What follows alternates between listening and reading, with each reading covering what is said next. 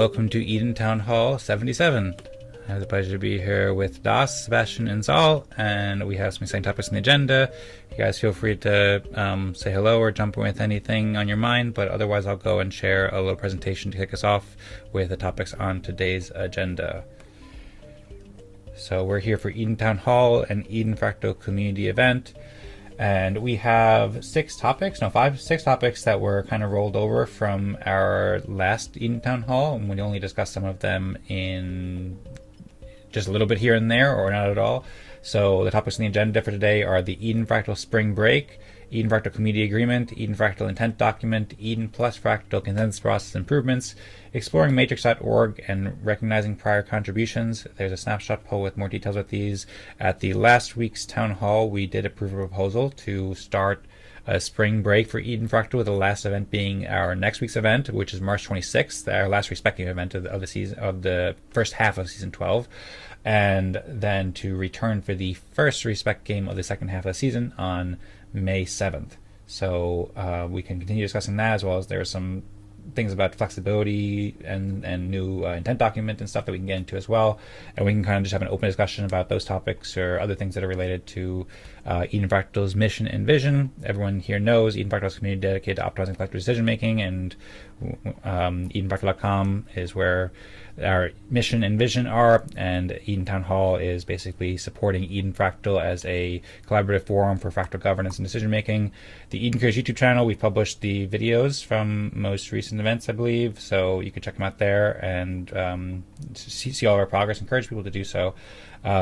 There's this respect game from last week that we shared just recently, and then there's the spring break and intent document that Tadas shared, along with approving the proposal for the spring break. Tadas also shared a intent document as well that we could jump into more details today, perhaps after we've had some more time to reflect on it. And as always, these videos are published on the Eden Fractal and Eden Town Hall websites, and people can register for the last event of the first half of the season on the events calendar.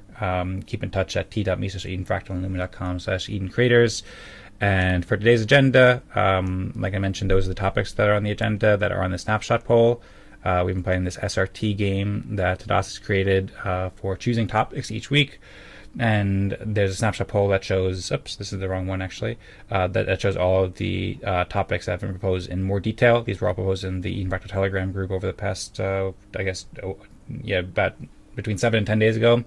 So there's more details about the spring break proposal there, the community agreement, the intent document, the Eden Plus Fractal improvements, the matrix chat application, and the recognizing prior contributions to Eden Fractal.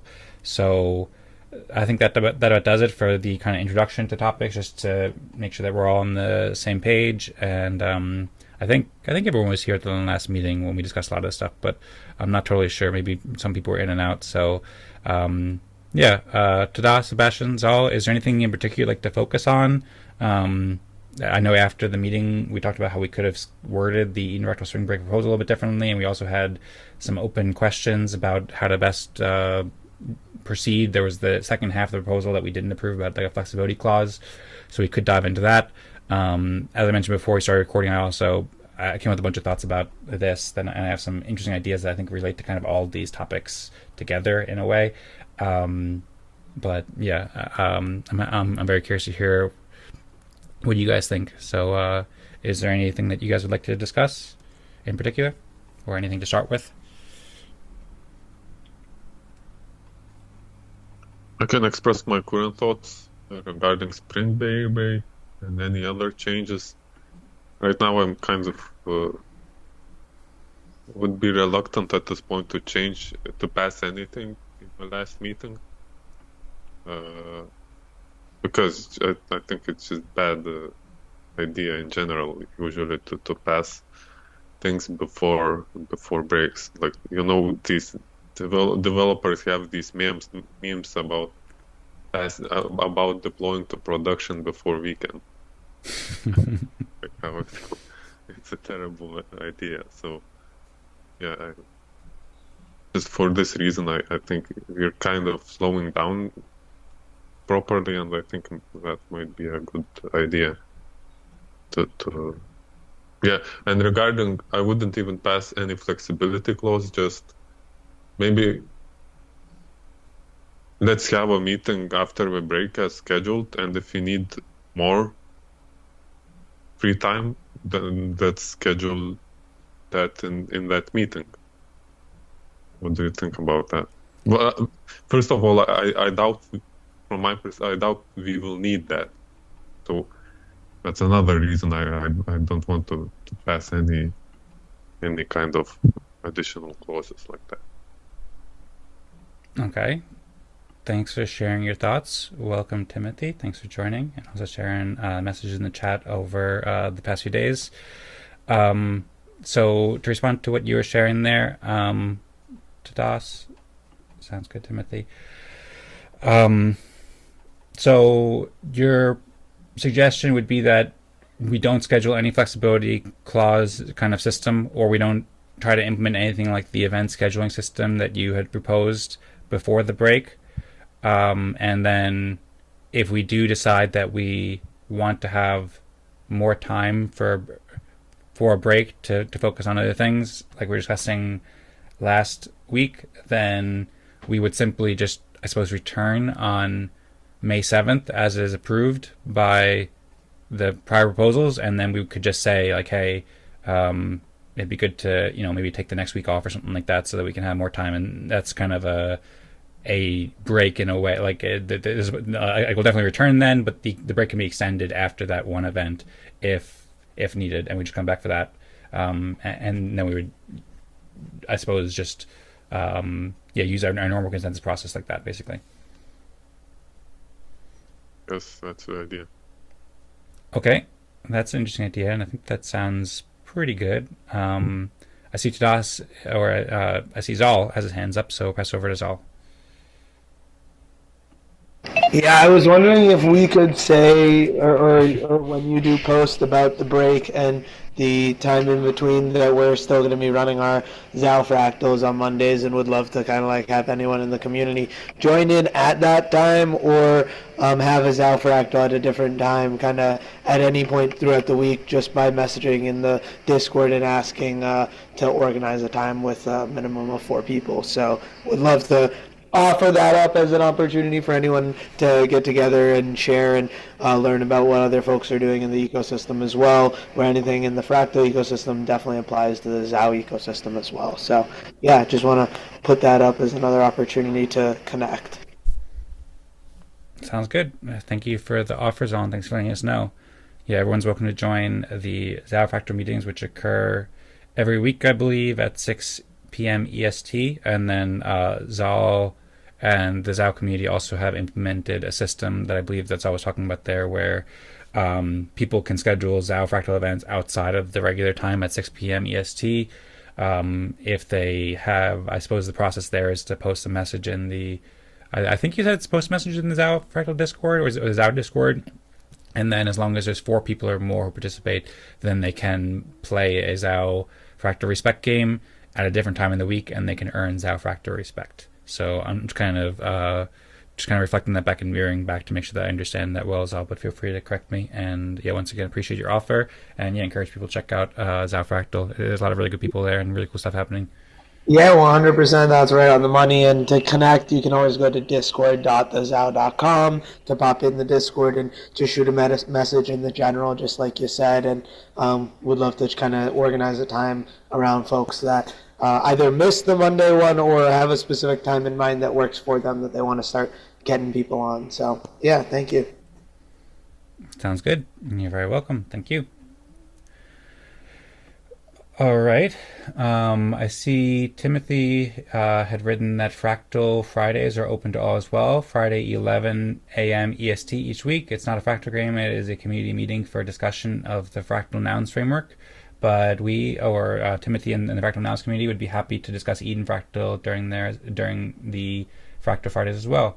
And Timothy said he'll send a link in the Telegram group. So sounds good. Thank you for sharing that. If you did want to unmute, I know you said you'll be in 2 calls, but at the same time, so trying to be here. But if you did want to at any point unmute and share more about that, Timothy, then you're welcome to. And we appreciate you providing that forum and letting us know where we can discuss Eden Fractal as well as all the interesting things that you're doing with the Fractal Nouns.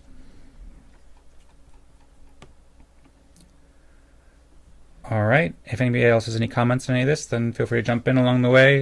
We can keep it pretty loose and informal, and you can just feel free to unmute or share any message in the chat or raise your hand.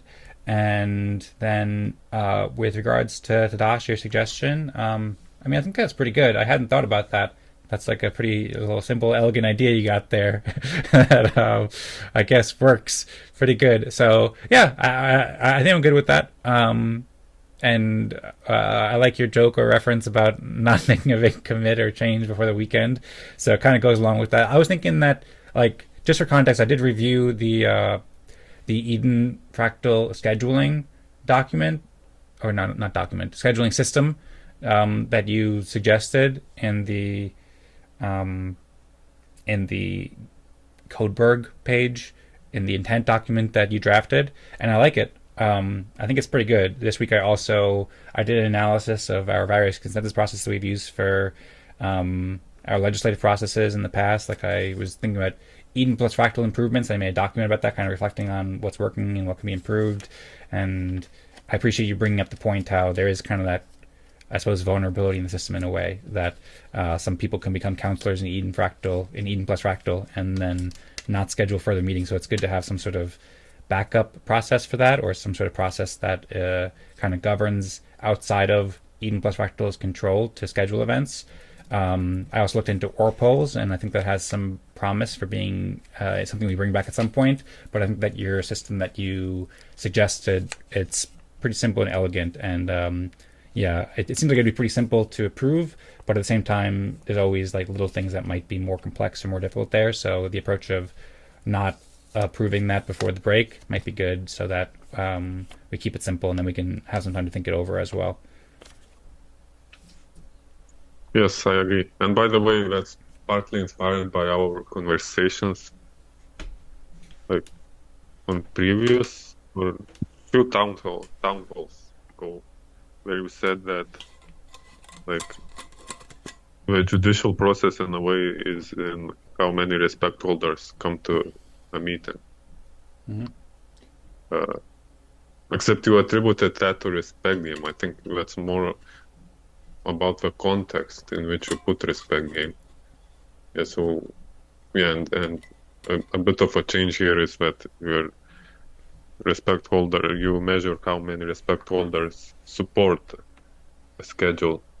And I think that makes sense because some people might not be able to participate on a specific date, but they might support that as a legitimate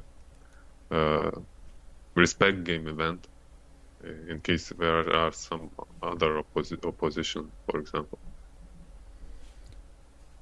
Good points. I have maybe one question on that, and also I'm just thinking that maybe Zaal, Sebastian, Timothy might not have had the chance to look at that event scheduling mechanism in detail, so I figure maybe I'll just pull it up just for reference here. The idea is it's very simple, basically. It took me a while to kind of think about it, but the basic idea is, and well, it has a bit more complex elements because it deals with this idea that Tadas is bringing up about this directory on Codeberg, which is an alternative to GitHub. That's it's open source, and it uses SHA-256, which is more secure, basically. But he basically created this intent document that I think most people have probably seen by now who are on the call. And the first few parts of it are kind of like, the first 4 parts are kind of just describing what we've done so far already, and trying to just specify that simply with the respect game and respect tokens and the periods, which is also relatively new, and the Eden Plus Fractal event where we determine, where we say approve proposals and stuff like that, deliberate proposals and approve them with the Eden Plus Fractal Council. But then there's these 3 new ideas that Tadas introduced here about the directory of Eden Fractal, the event scheduling mechanism, and canonical directory of Eden Fractal. And this is related to the ideas that we've been discussing about firmament, where basically the idea is that we could have this this community repository of information beyond just the respect that people have on chain, but other things like the intent that we have in our official rules and when we meet and so forth, represented in a decentralized manner with markdown files in a Git repository. And the idea that I'm kind of just providing some surrounding context here. So the reason why I brought this up was to bring up this event scheduling mechanism in particular. But the reason why I bring up that is just because he talks about how this is related to the director of Eden Fractal. So, but basically, like the basic idea, as I understand this, is that in order to have it where, like, to enable the community to operate independently of the Eden Plus Fractal Council, say if me and Tadas, because right now we're the only counselors that are there. We both have 2 seats in the council. Technically, according to the Eden Plus Fractal consensus process, if Tadas and I were just like, nope, let's stop Eden Fractal or whatever, like, then everyone else in the community would have no, like, official legislative means to form consensus on saying, no, we actually do want to continue Eden Fractal, and Tadas and Dan had a bad idea about stopping Eden Fractal. There'd be the ORDAO, and, like, people could, like, coordinate to keep going with Eden Fractal, but there's no, like, official legislative process. And so basically there's that flaw that Tadas pointed out, that the Eden Plus Fractal Council can, like, kind of block the progress and kind of keep themselves in power forever in a way by having no more events scheduled. And so Tadas came up with this idea. Hopefully I'm not over-explaining this, because I don't know if we thoroughly addressed this in last week's meeting. I know, Tash, you shared it in the chat, but I'm just figuring it might be helpful just to put it out there, just in case people haven't been thinking about it as deeply as I have. And so, yeah, basically the idea here would just be that anybody in the community can propose an invitation to the next public, to the next Eden Fractal Respect Game event and Town Hall event, where we use the Eden Plus Fractal process in public Eden Fractal communication channels like the Telegram group. And then for it to be a valid invitation, then it must be made at least 6 days in advance of the event, and it must specify this directory which the event will build on. So it'll just, I guess, link to this repository, whichever repository people are using, and believe is the right repository for Eden Fractal. And then if there are multiple event invitations, then whichever event invitation has more respect votes becomes the canonical invitation, the actual invitation, which we'll view as this is the real Eden Fractal event. And so that provides this way that the community outside of the Eden Plus Fractal consensus process can determine when the next event should be. And that would also provide flexibility, like if we did want to have some sort of flexibility clause or something like that, if we were like, oh, we don't know if we want to take a break for 2 weeks or 2 months or 1 month or whatever, then that would also provide a system where maybe the council could say, hey, we think we're going to do this amount of time, but if we do change our mind, then we can use this system to determine when we'll come back. So it kind of accomplishes both those things at once, where it provides flexibility as well as it kind of stops that vulnerability where the Eden Plus Fractal Council could like basically stop the community from gathering for more meetings. So Tadas, I kind of gave an abridged version there. I didn't go and read everything that you wrote word by word, because you kind of specifies it more clearly than me, but I think I probably captured it pretty well. Do you have any thoughts on that, or is there anything that I didn't explain or explain incorrectly as you see it? Yeah, I would just add that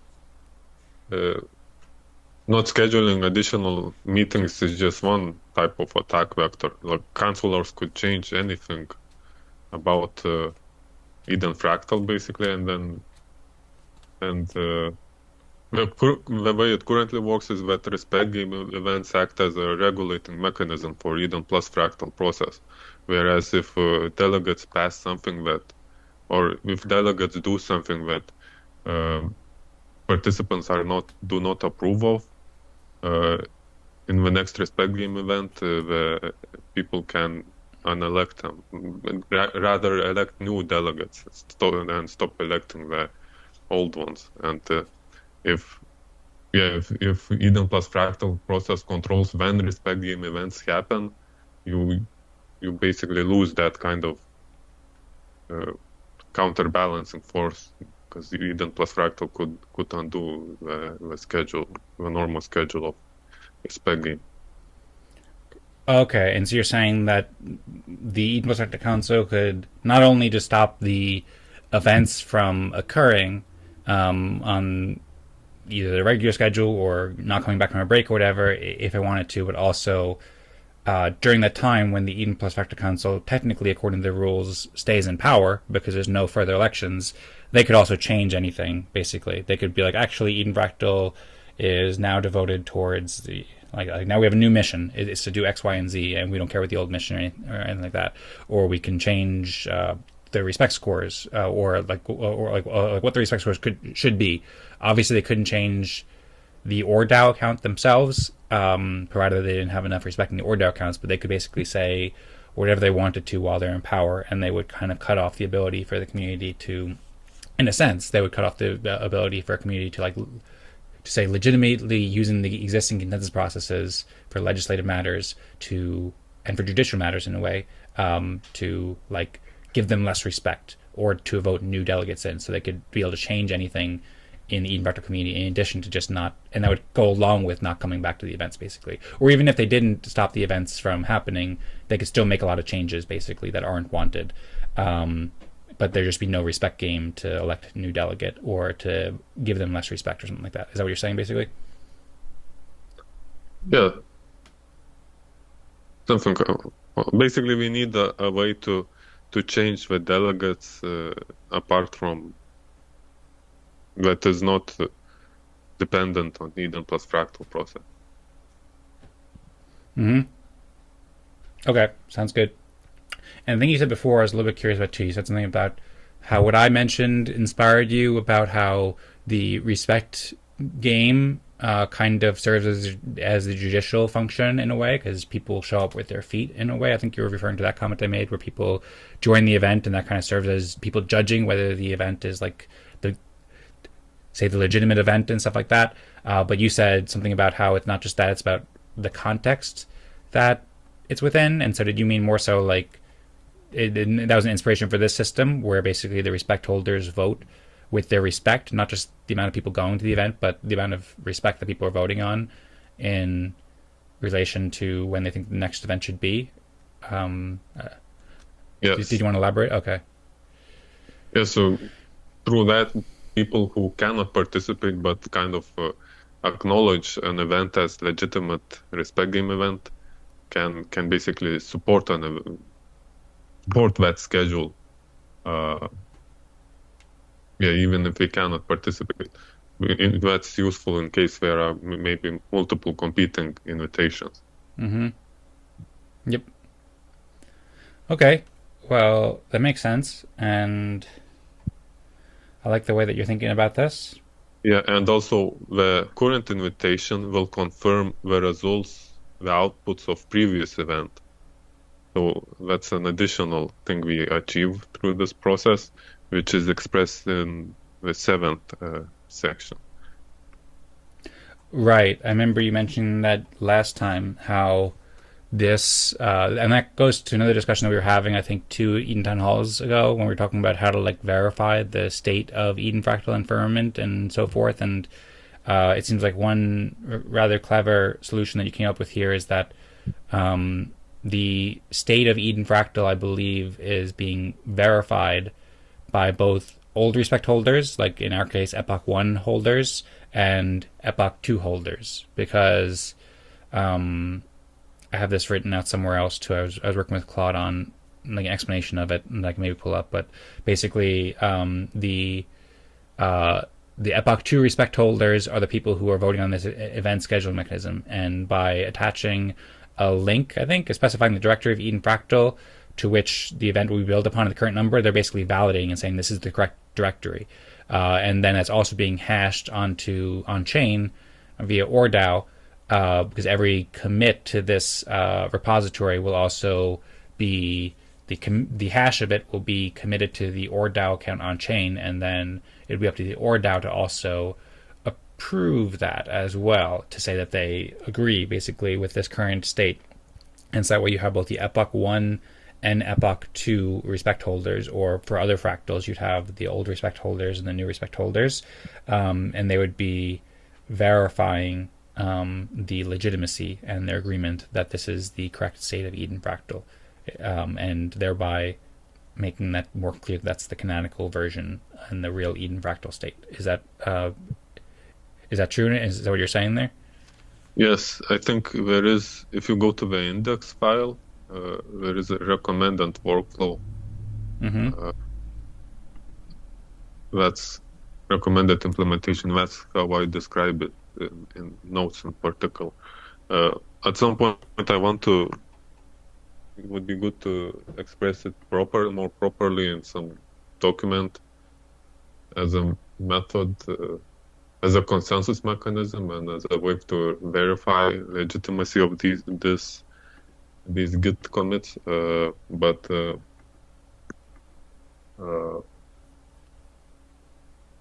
yeah, at this point, I wanted to keep it simple and focus on the intent document, not additional verification layers. Okay, sounds good. By the way, I have my hand up in Zoom right now because I raised my hand while I was making a point, and I can't figure out how to turn it off. I clicked a bunch of buttons, and when I'm screen sharing, I can't figure out how to turn it off. So I'm not trying to raise my hand and like call back attention at all times. So feel free to just ignore that. And then okay, so yeah, we can get more into that implementation at some point, because that's also a question I had about this. About like, it's a little confusing, and I appreciate you want to keep it simple, but it's still a little bit confusing about how this would work in practice. I guess it'd just be useful to see an example, and I haven't actually reread this specific part of it. I've reread the other parts, but I thought to reread this. So yeah, I don't know if it's worth going into this right now, but I agree with it, like in theory and what I understand conceptually, but it would be good to see it in practice and just make sure it's not too confusing or too complex for most people to like understand or participate in.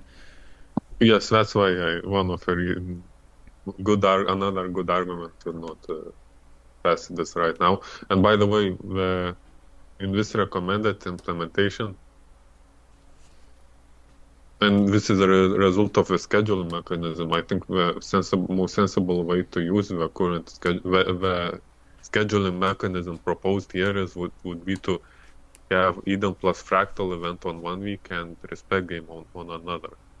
Like it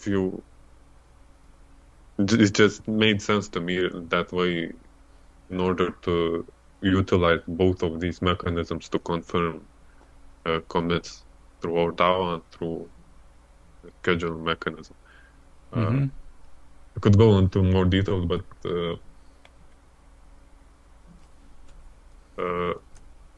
yeah. But later last week after event, I kind of came up with another idea how it could be scheduled, and in a way where we would keep the current schedule, typical schedule, or it could be changed, but I mean a schedule mechanism that could schedule it the same way we are currently having, and it has some other benefits. Yeah, so there's just some thoughts about that. This I'm not myself not fully sure this is the best intent document that we just, and not the best schedule mechanism that I just showed you. Okay, well, yeah, maybe you can work more on it over the break then. Appreciate you thinking through this, and looking forward to hearing more of your ideas whenever the time is right. I did actually, maybe I'll just bring it up briefly just to show you some of the stuff that I worked on over the past couple days, which kind of leads me into some other discussions I think might be helpful to have at some point. But I have like a whole bunch of documents here with feedback on the event scheduling mechanisms and different ideas, and about like I mentioned, Eden Plus Fractal reflections and ORPLs, and then firmament intent document. It brought up, Claude brought up, because I did like a voice note where I kind of like just like talked about this whole thing, and shared the documents that you shared, and then shared some of our recent talks, and then I shared some ideas, and so it kind of like I both asked it to just kind of explain and summarize it, and it was really interesting to see how Claude defined firmament and all these things like that. And then also it did mention at one point, I don't remember where it is exactly, but it mentioned specifically that point that you made, that it might make more sense to have the event for the Eden Plus Fractal event at a separate week than the respect game, which is different than how we currently do it. But there might be benefits to it too, because it pointed that out somewhere. I don't remember exactly where it is, but maybe I could find it at some point and then share it with you. Happy to share these documents in the coming days if you want to check them out in more detail. And then, yeah, that would also, it'd be a bit simpler. It's a little bit confusing to explain right now, the whole Eden Town Hall thing. I was responding to a message that Timothy shared in the chat, and I came with the idea of like, right now we should have Eden Town Hall, and then you call it like an Eden Plus Fractal event, which is kind of confusing as well, because people are like, what is Eden Plus Fractal probably? And I thought about like terms that governments use, like the two terms that came to mind is like council assembly and general forum. I don't know if those are good terms, but I thought of like, the town hall is like this space. It's like the venue, but we have two different kinds of events at the town hall right now. And if we had something like council assembly, that's like where the council assembles. And if we had like general forum, that's kind of more like open discussion. Right now they kind of go and they kind of overlap, but something like that might be helpful to better explain what it is. Maybe if they have just the Eden Plus Fractal event, or generally or council assembly, or whatever we call it at that time, if that happens the alternate week, that might make more sense. Might be easier to wrap your head around, and also then we could potentially have that as a 2-hour event, which gives us more time to deliberate on proposals as well. But I don't know. I think that's also something that's worth considering in the coming days and weeks, maybe alongside those other kinds of ideas for event scheduling and intent document that you've been thinking about. Yeah, I had this problem as well when writing this, like how to call this. If you go to future events.csv file, Mm-hmm. that's how one way I tried to resolve this: event name and event type. Mm-hmm. But I don't know. That's cool. Okay, well, thanks for trying, and yeah, we definitely need. I appreciate, as I mentioned, Timothy shared a lot of feedback about how things could be improved in the chat over the past few days. So there's certainly no shortage of things that we could improve and explain better. But I think this is a good start, though, and I think this is a really good start, and a lot of the foundations are in place, so we can just figure out better ways to explain it. I think this intent document is really quite good too. I'm curious do you want to share any more about how you're thinking about changing it, or any ideas about that now, or you want to just save that for next week or after the break? I could. Also, did you see Timothy's message about some kind of bonfire? Yeah, I did see that, and I was kind of so engaged with the current conversation that I forgot to take a break from it. He said not this moment, lol, which made me laugh because we were kind of engrossed in another conversation. But Timothy wrote, Zaal, can you explain bonfires as how it can help with governance legibility here at Eden Fractal? Timothy wrote that he can build a bonfire and feed it everything that's happened at Eden Fractal over the break. Hopefully it doesn't mean that we'll burn Eden Fractal and everything. Just joking.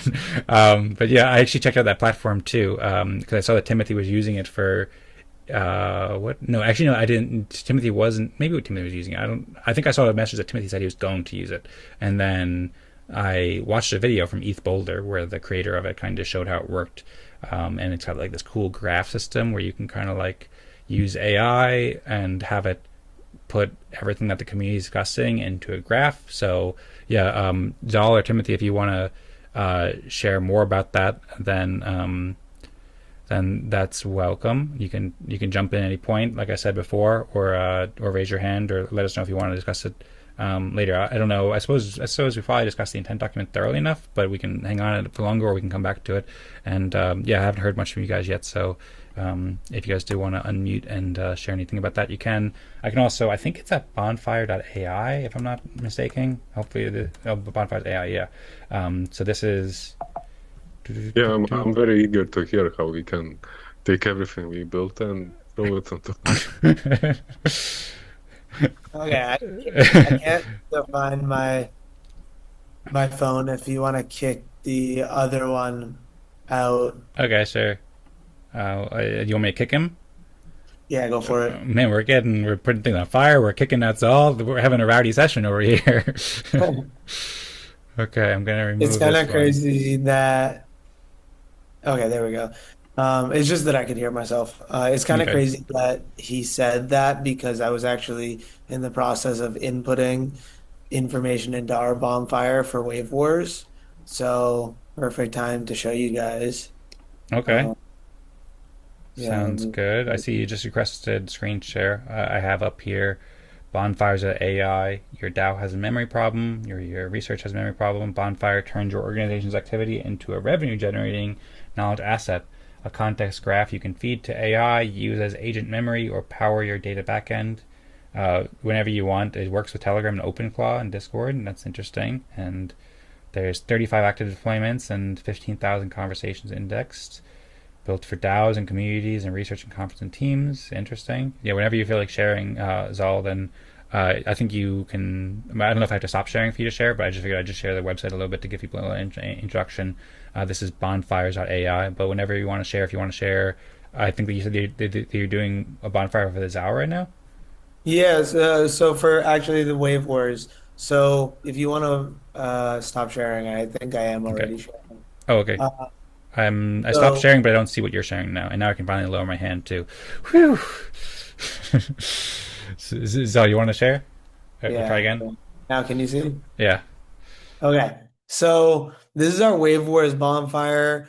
Essentially, I have been feeding it all of our spaces starting on 3.1. I've only done like four so far. I've been grabbing the transcripts from the spaces essentially, and then essentially sending it into chat with with the Wave Wars bonfire bot, essentially, so it can index and capture all of the information from there. There is a small limitation of the fact that it can only take 50,000 characters at a time. So I quickly vibe coded up a simple platform that lets me split up my spaces into 500 characters, 50,000 character increments so that I could submit those all at the same time. Then from that, I think that there's a lot that we can do right now. It's completely private, but I'm going to slowly include different individuals from the community so that they can start seeing this. But the blue ones specifically, I think, are the different episodes. So we can kind of look at like this specific round one, Steal over Sit's Wonderful, how that all connects in different capacities. And it just gives you the opportunity to now use this as a place that your agent can capture memory from, and instead of it having a static memory file, it has the opportunity to every single time it does a query, have a different memory file based on what it initially queries through the graph and use that index and knowledge graph as a way to have a better instance of memory. It'll still have the same amount of characters of memory, but it might have different ones each time based on what your search is. I don't know if that makes sense or if that was confusing, but yeah, I think I'm really excited about using it for Wave Wars. Like we can continue to show more of what we're doing with it. Right now, I'm just like in the process of indexing all the spaces from just March, and so I'm on the third day right now of that. So we're using it right now to put in all the information, but I think there is a lot of power and potential in using the platform for something like this, where we could feed it, especially because the YouTube episodes have been up for a while. The transcripts are all there. We could just start feeding it a lot of Eden Fractal as a whole. And then someone like Timothy or I could ask it questions. And then instead of us having to potentially find something so far back, it can not only tell us a summary of how that topic has progressed through episodes from the beginning through the end, but also give potentially indexes too, because it's all on YouTube already in a media format place, potentially link it to the spot in each episode, and like where you could potentially watch that then in the future. And I think that is a huge, powerful potential for what could happen in this community for like people that aren't able to be in the loop and be able to asynchronously still capture and understand what's going on and what has gone on in the past too for new folks. But yeah, I don't know if you guys have questions. Thank you for the demonstration, Zal. Yeah, really interesting. If anybody has a question, then I suppose feel free to raise your hand and ask. I have some questions I can ask, but first I see Tadas raise his hand. So, best of Tadas. So you refer to space? Do you mean by that? Do you mean just general any place where some information about Zao Fractal or about Wave Wars happens? We're doing X spaces, so that's what I was Uh, specifically referring to. So we're doing however long audio X spaces, and we're grabbing the transcripts from that. We do two a day, Monday through Friday, and then one on Sundays. So throughout the week, that's 11 different capture like points where there's people having a conversation. And the goal now is to put those all into the knowledge graph every single week so that our team, as well as our future agents that we can all build on top of it, is able to capture more information than just what it can find on the internet and what's out there, and start really querying this big data of information we're gathering just by like participating in daily spaces. But spaces being X spaces, so audio spaces. Okay, that's cool. I see Timothy wrote it costs community collection of 0.1 ETH. Is that 1 ETH for what? I think that's the For deployment. He said that is the only associated cost for deployment. And I remember when I saw on their website they had like a free plan that you could just, I guess, read stuff. I just kind of skimmed over it, but it looked like there's a free plan where you could like read stuff, and then to deploy, yeah, it says to be a Genesis you need to one-time mint. You get no allocation of some sort of token. You mint the Genesis NFT to get your own bonfire deployed. And then that provides you with your own bonfire deployed, an AI agent in Telegram plus Discord, knowledge graph plus semantic search, the no token allocation, MCP integration, and hyperblog generation. The hyperblogs is a way that you can like mint a blog from each specific page, as I recall. There's like a 10-minute video that I watched where the founder, I think, presented that at ETH Boulder. So if anyone wants, I could share that video too, where he kind of explains it in more detail.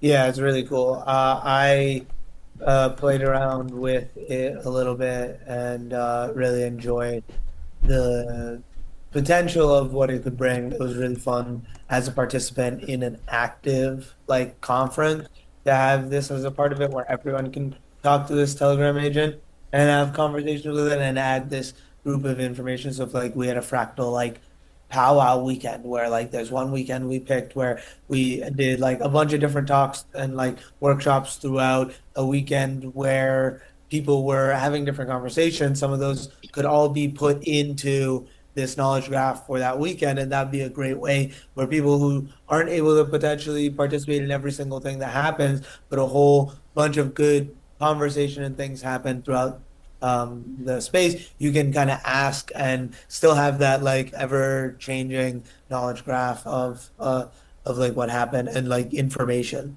So it just like can help with information flow, I feel like. Mm-hmm. All right. Thank you very much for all the information and sharing your experience here with us. It is a very interesting tool, and when I first saw it, I was very interested in. I enjoy learning more, but I still don't totally understand. Maybe you could help me, Zaal, just better articulate like what is the main. Well, first off, Tadas is sharing app.bonfires.ai, which I believe that's right because the website is bonfires.ai. So the app would be app.bonfires.ai, yeah. So, yeah. Maybe you can help me understand, Zaal, because you've been playing around with this. Well, one, I'm curious, just what has your experience been? I think you said it's been fun and it's been like really interesting learning about it, but I'm curious, I guess, two questions. One, have you like used it with the Wave Wars community yet, and has it solved problems for people there, or is it still kind of just like early deployment and still just kind of figuring out? No, we're super early in its Okay. deployment. So I'm in information like putting in right now, and we have always here since Tim raised his hand, he can go for it. But no, like we're super early in it. I Okay. actually wanted to know, Zal, if you've tried feeding it IPFS hashes instead of raw text data. Ooh, no, but that's a great idea. Because then it can index all of your textual data the same way you Thanks. just mentioned with the YouTube. Instead of having to split it up, you're saying. Yeah. Oh, okay, that's a good idea. Thank you. I'll think about that. And then, what's the best way to upload to IPFS? Something like a pinata or?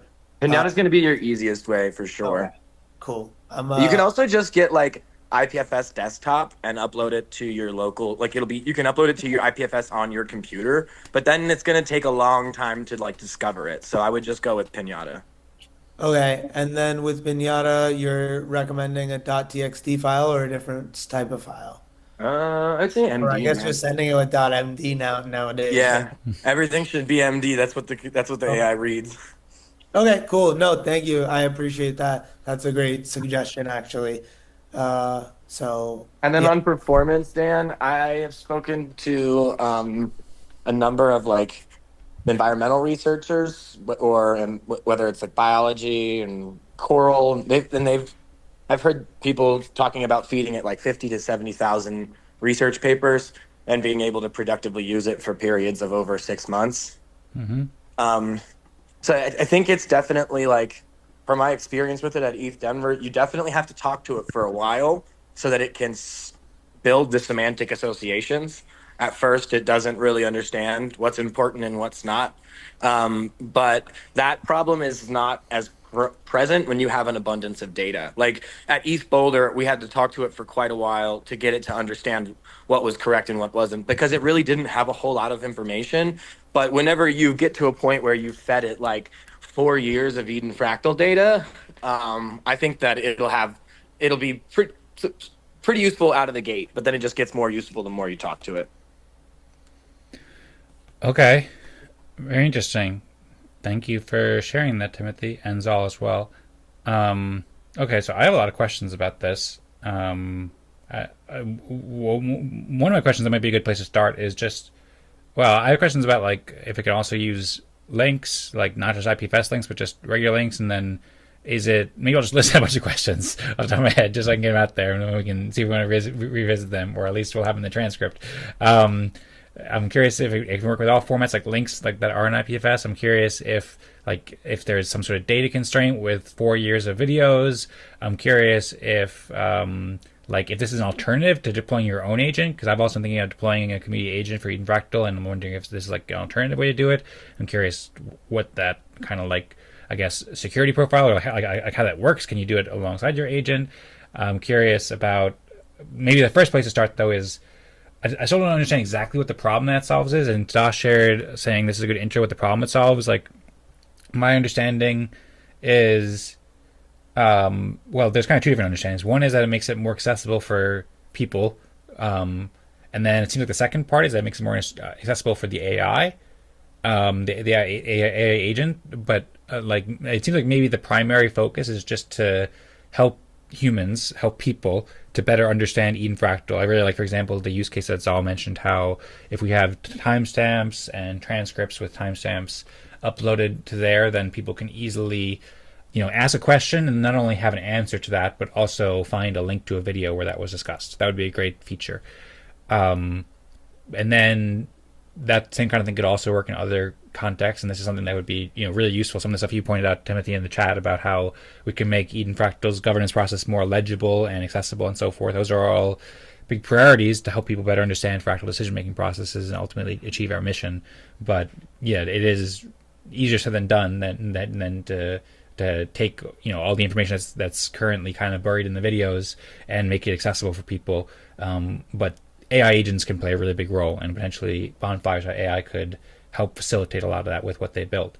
But I don't understand a lot of parts of it, so I have some questions. And then I'm also curious how long it's been around for, how long it will continue. Is it like their hosted version? Is it open source? All these different questions that would be good to maybe do a research document about, and I could read over it at some point.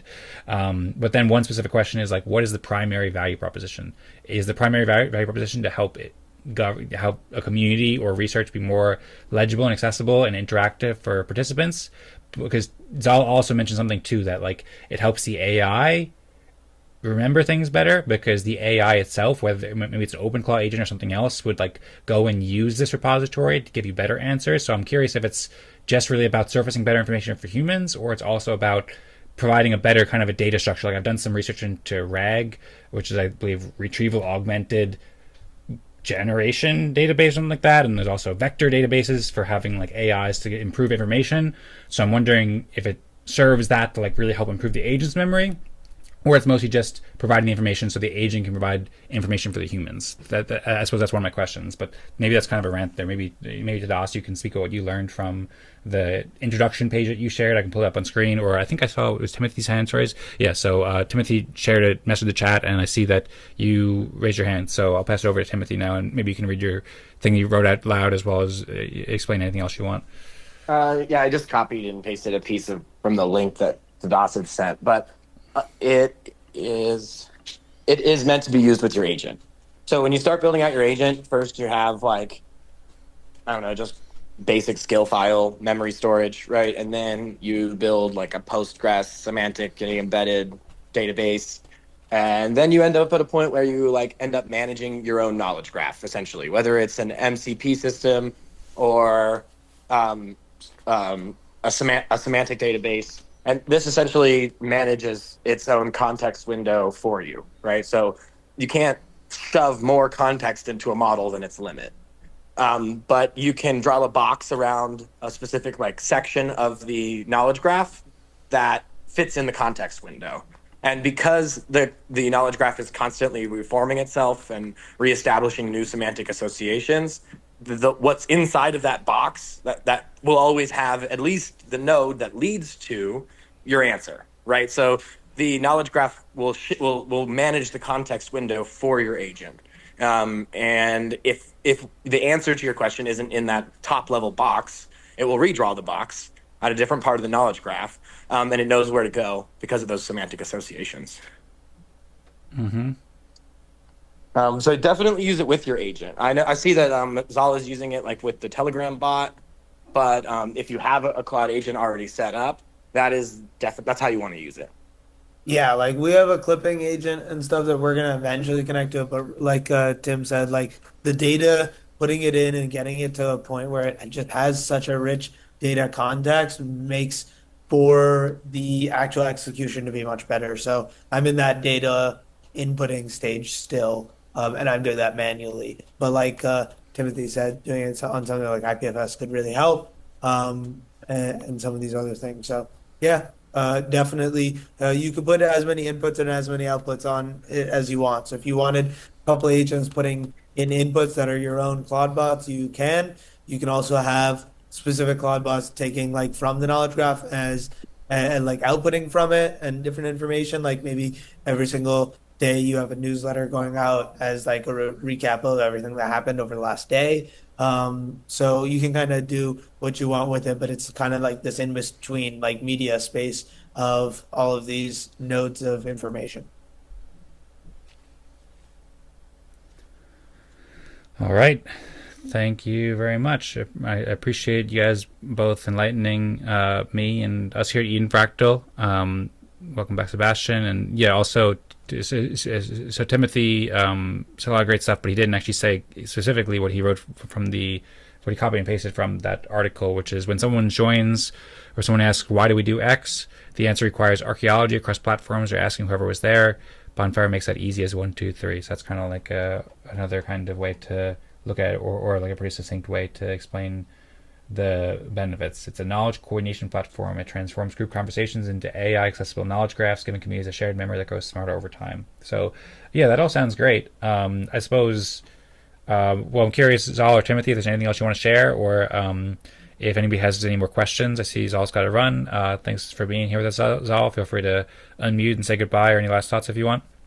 Yeah, I guess this is the last thing I've been building, and I'll just share this here because I haven't been able to spend too much time actually joining in the Eden Fractal respect games here and there, but I've been trying to build out a platform to better capture some of the data for our Zao Fractal as well as proposals and more within our own Farcaster client.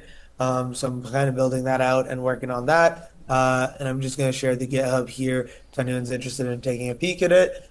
Just really excited to continue kind of building this out. And I think there's a lot of potential for building in some form of asynchronous respect games into here, as well as bringing in some of the features from the Discord right into this Farcaster client and making it a kind of social platform for the Fractal ecosystem that we have and more going on in the Zao. So that's kind of what I'm doing and excited about, and we'll definitely continue to be working on here and hopefully creating it into such a way that it can be workable for any community as well. So yeah.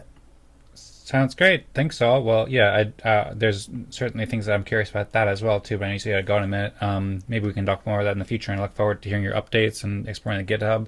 If it'd be useful, I could pull up a screen share again and show a little bit of what Zaal just shared, as well as I could show some of those learning resources that I found about Yeah, bonfires I guess as well. the biggest thing I would share also is that I went into a process of when I was doing research, including the research in the documentation. So there's a research folder that has a ton of different pages that the AI doing its research through the internet kind of created, and I'm using that as kind of like my own mini map. Where on page 50 we did a Zao just like overhaul of like a complete overview of the Zao and everything we're doing, and now I kind of use that and copy and paste from that. So I think there is a lot of potential in just like all of the things that people are building here, and like the ability to give people the opportunity to come in and contribute. And I've just been excited to play around with the tools that are here. So especially applying them to fractals. So yeah. Awesome. Well, thanks for sharing, Zaal. It seems like you've been pretty busy. Do you mind if I pull up that on the screen just so I can show it just Yeah, briefly? go. Or okay, Yeah, go for it. I will have to rock out here okay. for something, but I'm excited about continuing, and yeah, I think there's gonna be a lot of cool things that we can rock out here with. So, thank Oh, you. sounds great. Well, hope you have a great day, and thank you for being here with us and sharing your thoughts, all. Really appreciate it, and looking forward to seeing you again soon and following your progress on all the cool stuff you're doing with the Zao and fractals and bonfires and so forth. I suppose I'll just go ahead and just share on the screen. This is Zaal's GitHub. Better Call Zaal, his user profile in this new repo for Zao OS. Zao, it's got a nice ring to it, which is a gated music-first social platform for the Zao, a decentralized community where artists keep their revenue, creators earn reputation, the community governs itself. It's built on Farcaster with encrypted messaging via XMTP. I was just learning about that. And on-chain respect to ORDAO. I've never heard of that one before. I wouldn't know what that is. Sauce, you have any idea? And inline respect for 6 platforms. So yeah, more details here about what's built and so forth. A lot of things to look around here, and ways to contribute. And then there's a website or app at zaos.vercel.app right now where you can log in with a MetaMask, Coinbase Wallet, or Wallet Connect or Farcaster to access the gated community where music artists build on chain. And then there's this research page that has just a couple of things here and there, not too much, maybe just 2 or 3 things that Zaal found. I'm just kidding, obviously, because there's like a lot of research that Zaal did here. Thanks so much, Zaal, for sharing with us. Yeah, looking forward to hearing more. And Zaal also shared zaos.com, which is a place where if you want to join, I don't know if that's what I saw or that's something different. It looks like this is a better URL rather than the Zaos for sale.app. So zaos.com is where people can join. I look forward to diving into this more too, seeing the governance and music encrypted and stuff like that, and community. Yeah, so added dancing, join Farcaster, the allow list. Thank you very much, Zaal. I look forward to playing around with this.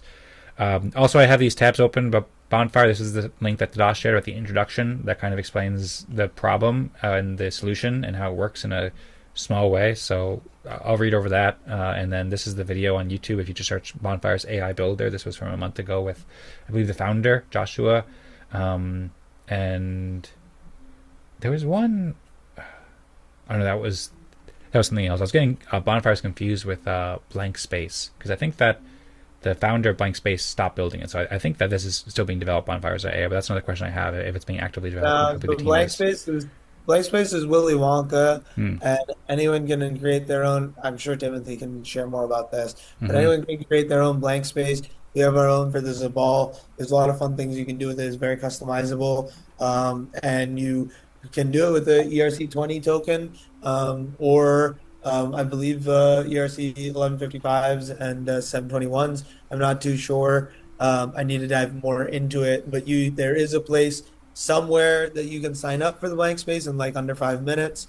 which is pretty cool. And I need to update this more, but there's a lot of cool opportunities. Like if there's a Zao song in the left corner there with the play button, the left side actually, just in the middle.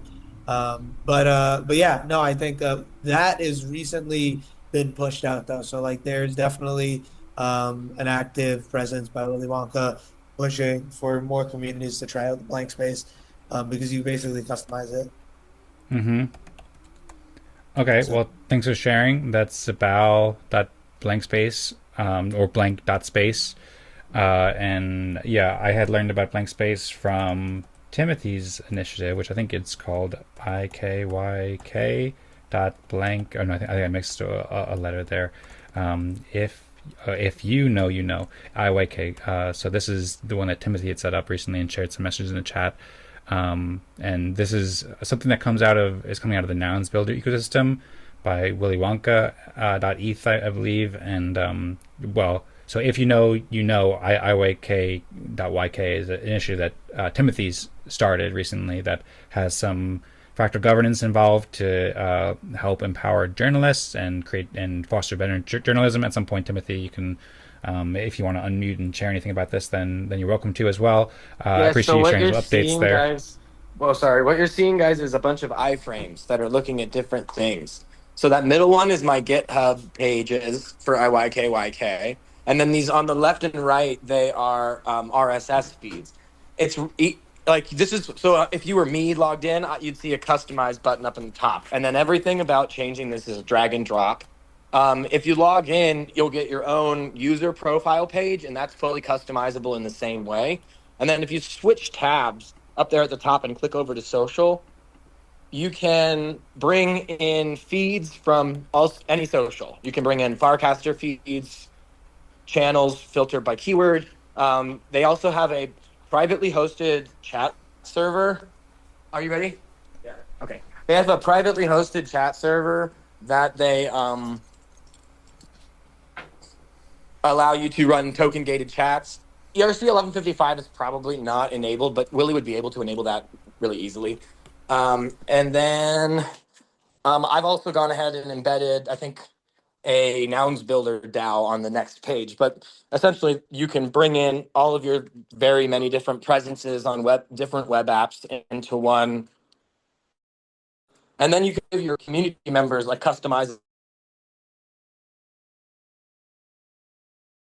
I think you're breaking up a little bit there, Timothy. I heard that then you can give your community members a customizable, but I didn't hear after what you said that. Looks like maybe. Are you able to hear us, Timothy? I see you muted. Yeah, what was the last thing you heard? And then you can give your community members customizable something? Yeah, so your community members will get customizable profile pages that anybody can search, like blank.space / the username. Those profile pages move with them between different communities. So if they make one for IYK's blank space, and then they sign into Eden Fractal's blank space, their user profile will migrate with them. And it also gives them their own dashboard, like Explorer, so that they can create, they can combine their own widgets for their own workflow using the same like iframe tools. Another really cool thing about this is if you use a lot of Web3 apps, when a user signs in to blank space, it injects your login into all the other apps.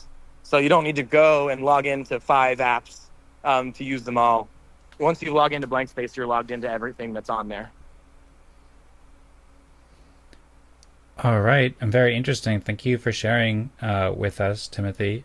So yeah, just to be clear, in case it wasn't clear, so this is an open source platform, which I believe that you can find at blank.space, and then that allows people to deploy their own space, basically. So Zaal had shared Zabal.blank.space, which is one he built for the Zaal, which is a creative hub and community that he's building. And Timothy had bought this, or not bought, but built this one for IYKY. If you know, you know. I think I'm better off saying like that. For if you know, you know, otherwise known as IYK.YK. And then you could basically customized in all these different ways, and it's interoperable across the different blank space domains, I believe.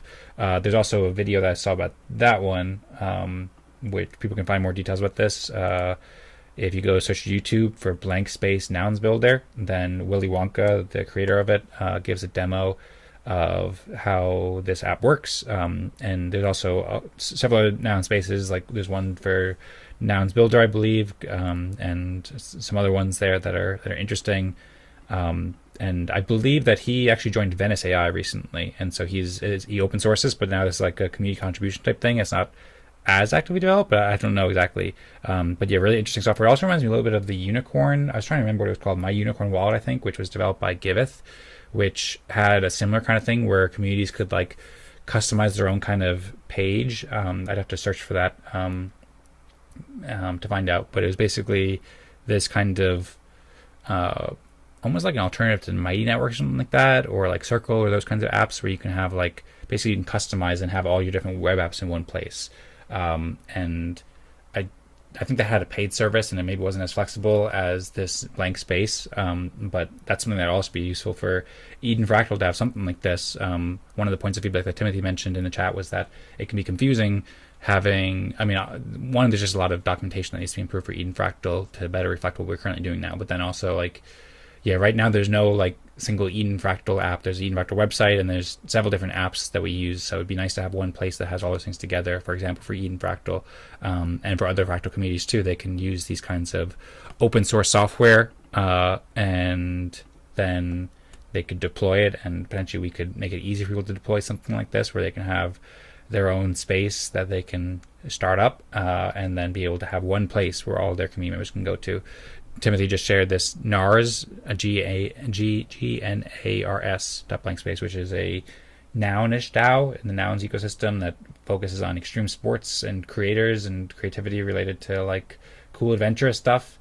And so they have this one where they have a TV and they have a dashboard and governance and so forth. So they're kind of both. There's kind of like almost like this, almost like a TikTok kind of feed or something like that, or an Instagram kind of feed where there's a bunch of cool, or what seems to be cool, like interesting looking art and stuff like that, where people can post skateboarding videos and stuff like that. And then there's a dashboard for recent proposals and the live feed and what they're doing with their NFT sales and their governance, where they have several different tabs for proposals and delegation and creating proposals and auctions and treasury and community. So lots of interesting stuff here as well. That and lots more too that I didn't mention about the members and Noggles, Rails, and blogs, and prop dates, and proposals, and create coin. So pretty interesting stuff, and I look forward to diving in deeper to this, and then encourage people in the community to explore these kinds of open source tools. There's a lot of powerful open source tools now, and I'm interested to see how these implementations go with Timothy with the If You Know, You Know, and Zaal with the Zaal, and then if anyone wants to try putting together something like this for Eden Fractal, we can at some point, but maybe it's best to watch and see how it evolves too. But I don't know. Curious to hear what everybody thinks about this. Also, we've been on the call for about an hour and 15 minutes, and we have a 2-hour schedule for this call. So if we want to discuss any other topics, then we can as well. I have something I wanted to share that I've been working on, cooking up a little bit, and curious to see what you all think about it. It's related to Matrix. I could also save that for another week too, but that's something that I would be curious to hear everybody's feedback for, if now is a good time or today's a good time.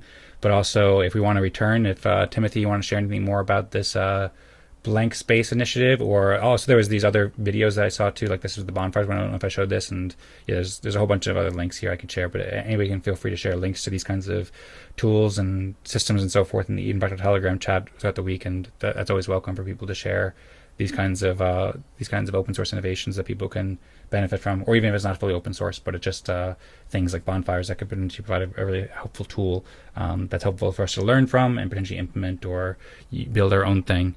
I see Timothy wrote, "Let's see it." I think maybe Timothy's referring to what I just mentioned about the thing that I was thinking about. So I see Tadas give his thumb up. All right, so maybe I'll go ahead and share that now. And then if you guys want to return to any of these topics or have anything else on your mind before the end of the call, we can as well. Let's see. So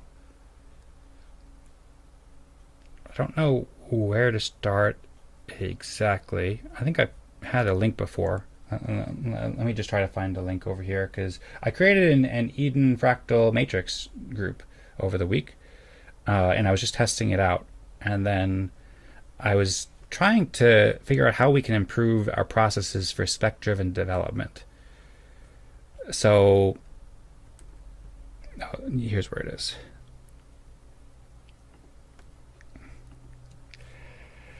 Yeah, maybe I'll just show the app first. I don't know if anybody's ever used Matrix before, but there's it's quite interesting, and it's pretty well it's pretty well built now. So this is like kind of an early first draft of the Eden Fractal Matrix group for people who haven't been following or aren't familiar with Matrix. Maybe I'll first go there, because that's been something that's been on our agenda for a while now. Matrix.org is an open network for secure, decentralized communication, where you can chat with friends, family, and coworkers. It's kind of like an alternative to Telegram or Discord, but it's open source, or at least mostly open source. And it's there's a nonprofit that's stewarding it, and there's also some big businesses that are operating in the ecosystem as well. And it's been operating for about 10 years.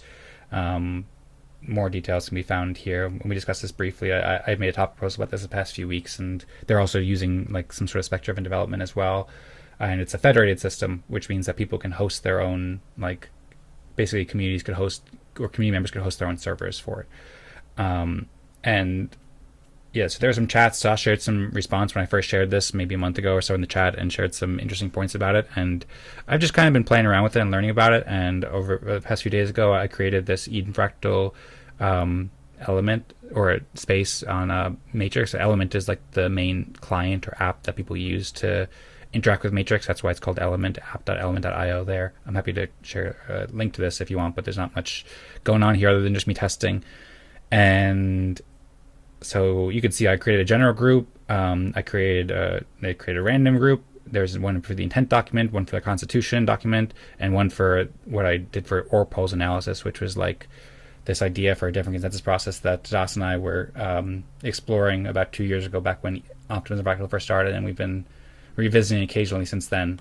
And I had revisited this more recently. I see Timothy wrote that I should compare Matrix to Status. I believe that Status uses an updated messaging protocol called Waku. I'd be interested to hear what your thoughts about them are collaboratively. That's interesting, because I just did a chat about that with ChatGPT like maybe a week ago or something like that. And so I have a chat that is asking the same question basically, and I came across the same thing about Waku and everything. And also XMTP, I also have a chat about this as well. So I got you guys. So XMTP does compare a bit. Maybe I'll pull up these chats so I can show it. XMTP is not a federated network. It's like an open global protocol. It's also probably earlier state than Matrix in a lot of cases, but very interesting. I was just listening to a podcast about it with the founder yesterday or 2 days ago, and they're doing some really cool stuff. So I think that we could use it with Matrix, but it is different in a lot of ways. It's not federated, and there are some dependencies on the XMTP labs, like team basically. But it has some really nice features outside of that. Like it's really well built for agents to come in, and you don't have to create an account anywhere. You can just use an EVM address and stuff like that. So I have this chat here. Maybe I could just share these chats I have here in the chat so you guys can see. Oh, I'd have to hit the share button here. But yeah, basically I have this chat just asking about how XMTP and Matrix compare and so forth. And then I have a similar one as well about the other thing that is Status. And I can also bring up that one too. I'm getting a bit confused here where I have it. Oh, actually I compared Status with XMTP. I didn't compare Status with Matrix, I think. Oh, no, I did compare it with Matrix. Okay. I'm revisiting and learning exactly what I researched here with ChatGPT. So this discussion started out with something else that's going through something different, but then this has a comparison between Matrix, Status, and XMTP. And then it also has a comparison between Status and XMTP. And Status is also very interesting too. Status has been building in Ethereum for I remember hearing about them back in like 2017 or something like that. An open source privacy focused communication platform built on in Ethereum, combines end-to-end encrypted messenger, non-custodial crypto wallet, and a Web3 dApp browser into a single mobile Ethereum OS and desktop client. Whereas XMTP is just a messaging protocol for Web3 wallets, an open source decentralized messaging protocol designed for Web3 ecosystem, provides end-to-end encrypted communication between wallets, decentralized apps, and users, positioning itself as a censorship-resistant alternative to centralized messaging services. So I see Timothy said he used Matrix years ago, interested to revisit it now, and Toss said, yeah, Matrix is stable. He heard about the first before the whole fractals thing. Wow, 4 years ago. Yeah, so it's been developed, and they have the Element team, which is like the founding team behind Matrix. They have contracts with like the German military and the UK government and all these things. Like they have some big contracts where they're providing like a very stable software for very important high stakes matters. So I'll also share this chat in case you guys are interested in reading up. It has a little bit about something else at the beginning because I was reading another chat. But if you scroll down in this chat, you can find a bit more about the comparison between XMTP and Status and Matrix. And when Vitalik mentions decentralized chat, he always mentions Status. Yeah, I forgot about Status until just like until a week ago or so, and I was just like, huh. Okay, cool. So anyway, I think that Matrix is the best in the short term for Eden Fractal potentially, and I don't know if we should definitely use this, but maybe I'll just start with a kind of problem that I've been having and a solution that I've been aiming to solve, and a solution I think that Eden Fractal should solve. So back in well, first off, I showed before that I have like lots of chats like this where I'll get inspired and I'll share like 2 hours of audio notes with Claude, and then I'll ask it to create an executive summary and these 6 documents, and then I'll be like, oh, okay, now I need more documents. And then I'll have like 11 documents in this chat, and then I have like 20 of these, so I have like 200 documents because it's so easy to make documents that are like really good now with Claude. But I don't always have the chance to read it, so that's why I do executive summaries, and I also don't want to like overwhelm like other community members. I don't want to share like 20 documents in the chat, be like, hey guys, here's what I came up with, read it all, because I have to like try to pick it strategically so I don't overwhelm people, and I give people just what they need based on what I think is most helpful. And another issue is that Telegram, which I think Timothy has been calling out a little bit, like the Eden Fractal Telegram is kind of messy. It's a little outdated. Like there's a lot of good stuff in it, but like there's no way to archive a chat without deleting it. And there's no way to organize chats. Like Discord, you can go and you can separate chats into categories. And you could say, these are old chats that we're not using anymore. And these are chats that are all about governance, or these are chats that are all about app development, or whatever it is. You can just feed it through your own AI too. That's right. Anyway, so yeah, those are kind of 2 problems. One, Telegram doesn't allow much like sorting and functionality. Like it's kind of difficult to sort and like archive old chats or have a whole bunch of chats about specific matters that we want to discuss. And then 2, I have all these documents I want to share with community members. I remember Tadas last week you were mentioning how it'd be helpful to have more feedback, and like how you mentioned how if we take a break, then that could potentially risk losing momentum. But like I have all this feedback largely from our calls over the past like 3 months that that I haven't shared with you, and I want to be able to share it with you, and I want to be able to share with other community members so that people can see it and review it, and I can review it and stuff like that. But I want to do it in a way that it's not overwhelming and it's like structured in a good way. Also, for the past like 7 years, I've been trying to figure out some way that we can like gamify social media with blockchain. This has been tried many times. People like Farcaster got sold, and the base app stopped implementing like the base Farcaster feed and all the cool social features they were doing. And for a while, Zora pivoted away from creator coins, and like the whole crypto space was like, decentralized social doesn't work, which I just thoroughly disagree with. But I think that we need to find, and the Fractally white paper had this idea about how we can have like voting, and Tadas has kind of been doing this with the respect trees system, respect trees games, but like I would love to find ways that we could gamify and use respect to facilitate discussions and to improve discussions on social media and in chat apps. And then lastly, we've been talking a lot about spec-driven development. These are kind of like the 4 principles that I'm just kind of laying out here. I'll come back to the comment in just a moment here, but just first let me just explain these four things that hopefully I'm explaining well enough that it's understandable. So the fourth one is that we have a need for spec-driven development. We had done a chat or a discussion at Eden Fractal at one of these about and maybe several of these. We talked about spec-driven development, and that's something we've been talking about, this great system of developing now with AI using a spec-driven development kit. And so between those things, having a lot of documents, having Telegram not having good places to organize chats, having a need for better spec-driven development, and then there was a fourth one too in there. And also just Matrix is like cool because it's like open source and something that we can actually build with in the future. I just started doing some research, and it seems like Matrix might be able to help with all these things, at least to an extent. So Matrix, like Discord, it allows you to make rooms and subrooms. So, for example, and I don't know why it's not showing properly. Oh yes, and so this is a room and this is a subroom. And the subroom has, for example, I made a subroom called Eden Fractal Specs, Intent Document and Constitution, and then there's the Eden Fractal room. So you can organize like that. So that fixes one of the issues. Another issue that it solves maybe is that Matrix accepts full markdown. So it can look nice. It also supports threading too. So you can make a thread, and you can like branch out into different topics there. So you can actually have each kind of things that we're trying to specify, or each educational resource that we're trying to improve. We could have it all like people can share a big document in there, and then you can vote with it. Then you can also potentially vote on different rooms, like with a spec trees kind of system, and also you can do emojis, which are viewable by agents, and it can be exported via HTML. So you can have some sort of scoring system where the more things get emojis, the more upvoted they get. So that kind of maybe solves all those problems to some extent. So I just wanted to kind of introduce that first. Now I'm happy to, well, thank you for listening. And I see there's several comments here and questions. I know Tadas, you had your hand up too, and I see you had a question. I don't know if you want to say that now, or I can also explain more too, but I just figured that kind of like provides a little intro. I could share more about this obviously, but provides a little bit of intro about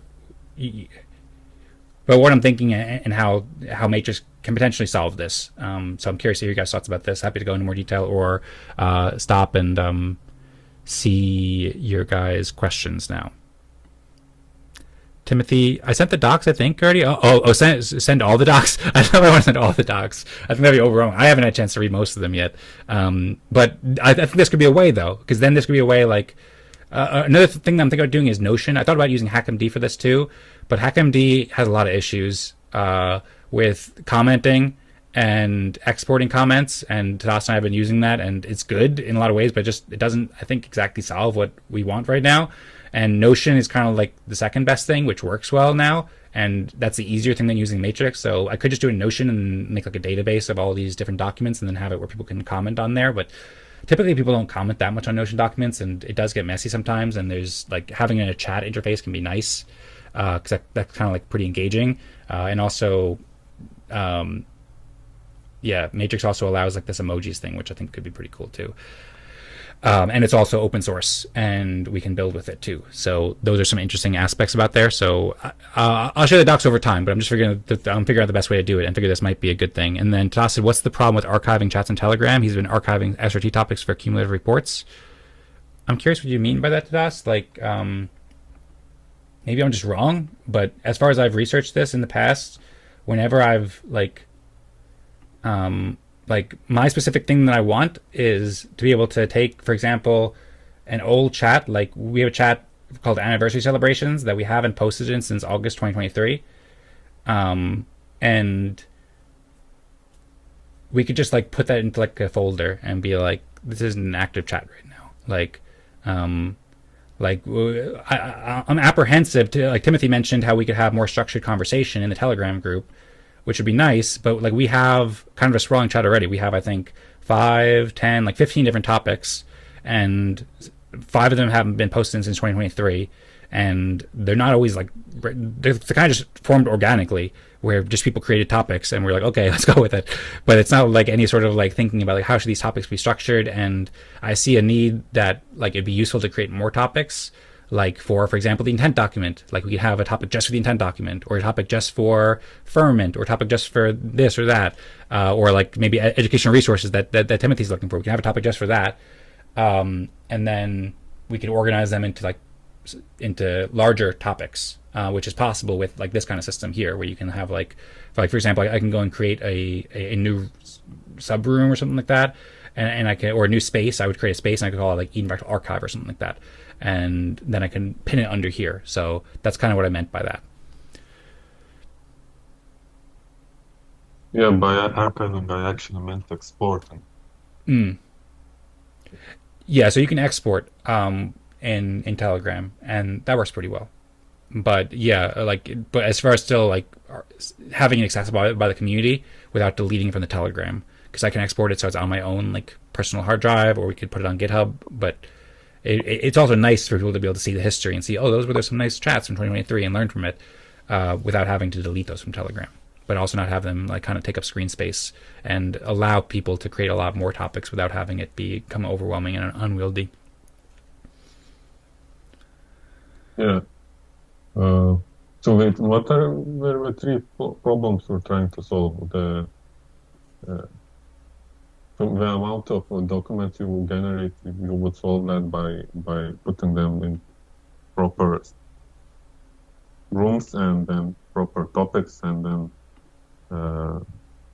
proper documents in matrix. Yeah, I'll also respond to your comments in a bit, Timothy. Thanks for sharing those, and feel free to unmute at some point too. So I think I laid out 4 problems, but the problems, as I can recall, so one is just how can somebody like me, but also others, share a lot of documents without overwhelming a chat, and while having it in like a structured way that makes it easy for people to comment on those things when they have the chance. And that's a little bit difficult to do in the Telegram chat. It can get lost and stuff, and it's not so easy to organize. That's also related to the second problem, I think, which is that the Eden Fractal Telegram, and it's not so easy to pull up a view of it right now. I could try doing like this and just playing this and then showing, but you guys know. Yeah, like it just kind of like, here, let's see if this works. I know Arc is like breaking, so yeah, Arc just doesn't work with screenshots anymore. I could go to like TL Draw or something like that. Maybe I'll do that. So yeah, so this is what the Eden Fractal Telegram group looks like. If you go to the sidebar, you see all these chats. You know. Okay. Sorry, that was maybe unnecessary.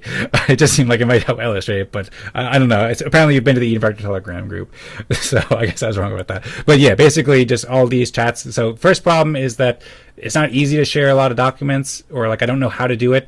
I also didn't know how to provide feedback on your Git, on your thing that you provided on Codeberg last week. And I asked you, and you're like, oh, I don't know. You had a better answer, I think, but I still didn't really know how. I was like, maybe I could export it to HackMD, but I was like, how could I provide comments? And then, yeah, so Telegram has a sprawl. That's one issue. Another issue is that as a result of that, it's difficult to share like big documents in a structured way. And then another issue is that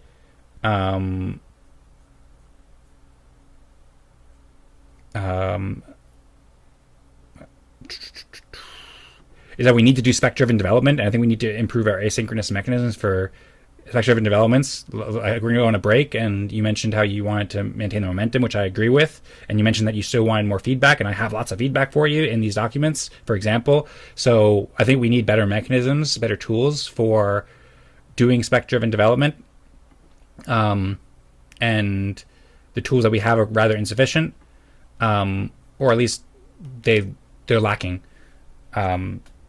So I guess those are the 3 main problems. Overall, just Matrix would allow a better way to organize information in a discussion form, and organize documents in a way. So. And then that would lead to all the other benefits, like spec-driven development, as well as provide feedback and stuff. Yeah, that's basically right. Another observation I had too is that people engage more when it's in a Telegram chat. Like basically me and you are the only people who really comment on Notion pages or HackMD articles a lot, but people will read it and write responses in Telegram. So I think that's kind of similar to how we observe that, you know, like the Telegram versions of playing their spec game have generally been more successful than like web app versions. Like people like to act where they are, like discuss things without having to go to a separate page sometimes and having a separate account. Matrix doesn't fully solve that because you need to have a separate account. There's the migration issue. I think we should still have the Telegram, but I think we should, if it's worth doing Matrix, we should do it alongside it as an experiment. So there's that it's like, as opposed to Notion or HackMD, it's kind of more in the chat, which can be interesting. And yeah, Matrix allows exporting via HTML. That has, it works pretty well. Right now, it doesn't allow exporting for threads, which is annoying. But there are issues on open for that. And we could also just use an agent to export the threads too, once we have it set up. So yeah, and then also I just think there's potential. Like, I think one problem that's not a huge problem right now is just depending a lot on Telegram for our communication. It's fine right now. Telegram's working great, but open source alternatives is a good long-term thing to do. Also, Matrix has Matrix WebRTC built in too, so you can eventually host video calls there as well, and it's much more programmable. So we could eventually build with it too, like allow people to, like, we could eventually help distribute Matrix apps, but have it built in with respect to ambient functionality. Yeah, and then also plus you can do the emojis thing where you can count the emojis, and it allows you to put as many emojis as you want. So we could make this kind of game where, like, the more emojis a comment gets from more people with respect, we can have an agent like view those HTML files that we export and then give points based on how much people like give emojis to different things, and then we can vote on like different rooms and determine like what like documents are most helpful in that way, and we can make kind of like a creative kind of game like that. It would take some work, but it's potential that's there with Matrix that isn't there with Telegram in the same way. The potential for me that's most striking is a Matrix client for fractals. For example, respect integrated. So it could rate votes, for example, or emojis by your respect.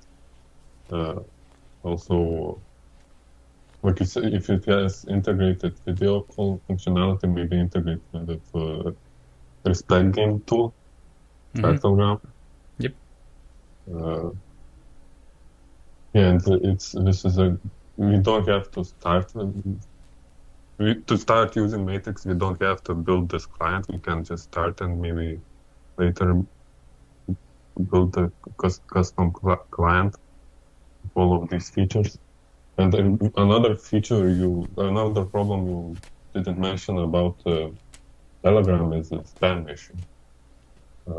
And this is I'm also curious about how hard it would be to set up token gating. Would we need in Matrix? Would we need a specialized client for that, or is it possible to with existing clients?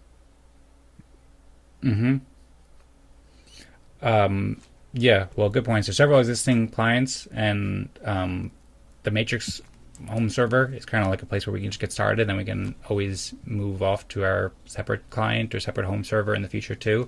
And it's largely open source. Like, most of it's open source, the whole ecosystem. So it's much more composable and much more programmable than Telegram. I know Telegram has some good APIs, but it is like you could do anything with it basically. It doesn't matter how much work it will take. And now with AI agents, we can do a lot faster than we could previously. But that's a good question about token gating, because it probably is. I've heard that in some ways it's less evolved than Telegram in terms of tooling, because Telegram just has a much bigger user base. So some things like, for example, OpenClaw works really well with Telegram natively, and has more functionality than OpenClaw's functionality with Matrix.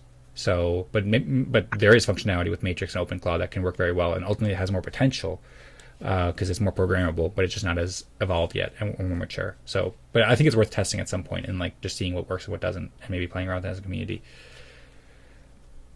Timothy asked about wallet addresses. I don't think it has Web3 integrated. Those standard Matrix clients, I think. No. So I've asked about that. There's no direct EVM wallet integration. It's something that I wonder how will happen, because one of the things that they mentioned on that interview about XMT that I listened to was that like they expect that emails and like messages and SMS and stuff like that will get like totally overwhelmed by AI with like just too much spam messages. And I asked AI about that actually, and it said like, you know, there's also some spam filters that they'll probably evolve. So maybe the people on the podcast were just overestimating. But yeah, that is a good question though, about how to deal with spam and Matrix. I imagine it's probably less of an issue than Telegram, but I don't really know. And yeah, as far as I don't know, Timothy said it would be easier to maintain the frap. I think it uses wallet addresses. Already know. I don't know exactly what you mean by the frap. I guess I'm a little confused. I see you have your hand raised, Timothy. Yeah. So does Matrix directly integrate with EVM addresses? Because Status does. That's the reason I brought Status up is because when I last used Matrix, the federated aspect makes it really decentralized, but it also can make it hard to stay up to date. Like there's a lag in communications. So like real-time communications, when I used it last, it wasn't great at because it would take like 5-10 minutes and it would get the order of messages wrong. So it would be hard to tell who was saying what to who. But Status doesn't have the markdown stuff is really important. Like making the switch from Telegram to anything else, like you need a list of considerations for why. And one of the biggest considerations is like markdown formatting makes it legible, searchable, right? And it's just visually way easier. But I don't think Status has that. Status is fully integrated with your wallet, so that like your wallet address is your user ID, which would make it easier if our wallet addresses were our user ID. Maintaining the Frap app, the application that takes in wallet addresses for those playing the Respect game and forwarding those along to the smart contracts, that would probably be simpler if our wallet address was our username.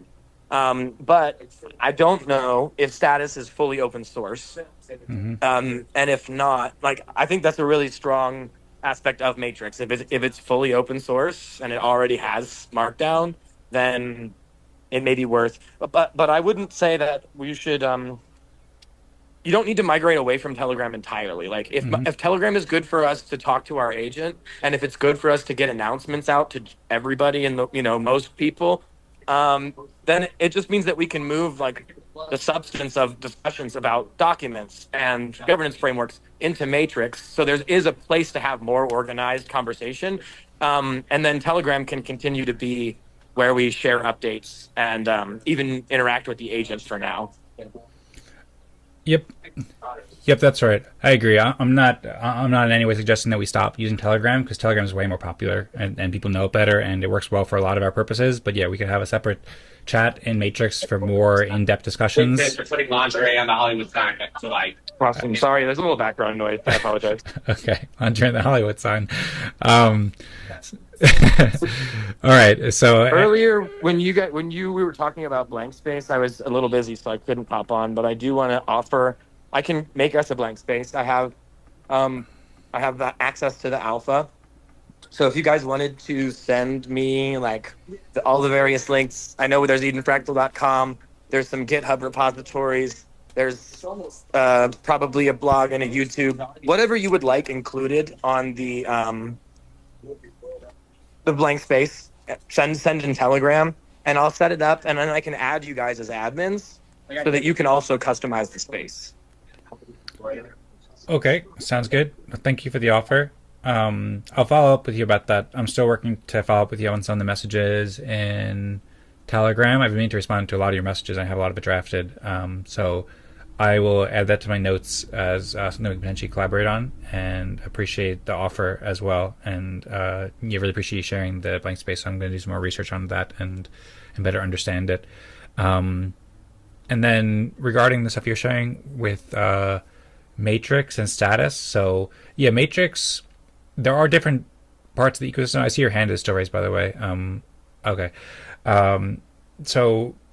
Yeah, Matrix, I think the entire ecosystem, I shouldn't say the entire ecosystem is open source, because there's definitely some closed source, like proprietary things that people have built on top of it. But the entire protocol is open source with MIT license, I believe. And then I believe every other part of it that you would need is also open source. Like there's the servers, there's like the Synapse, and they have a couple other ones which are kind of like the servers that are used to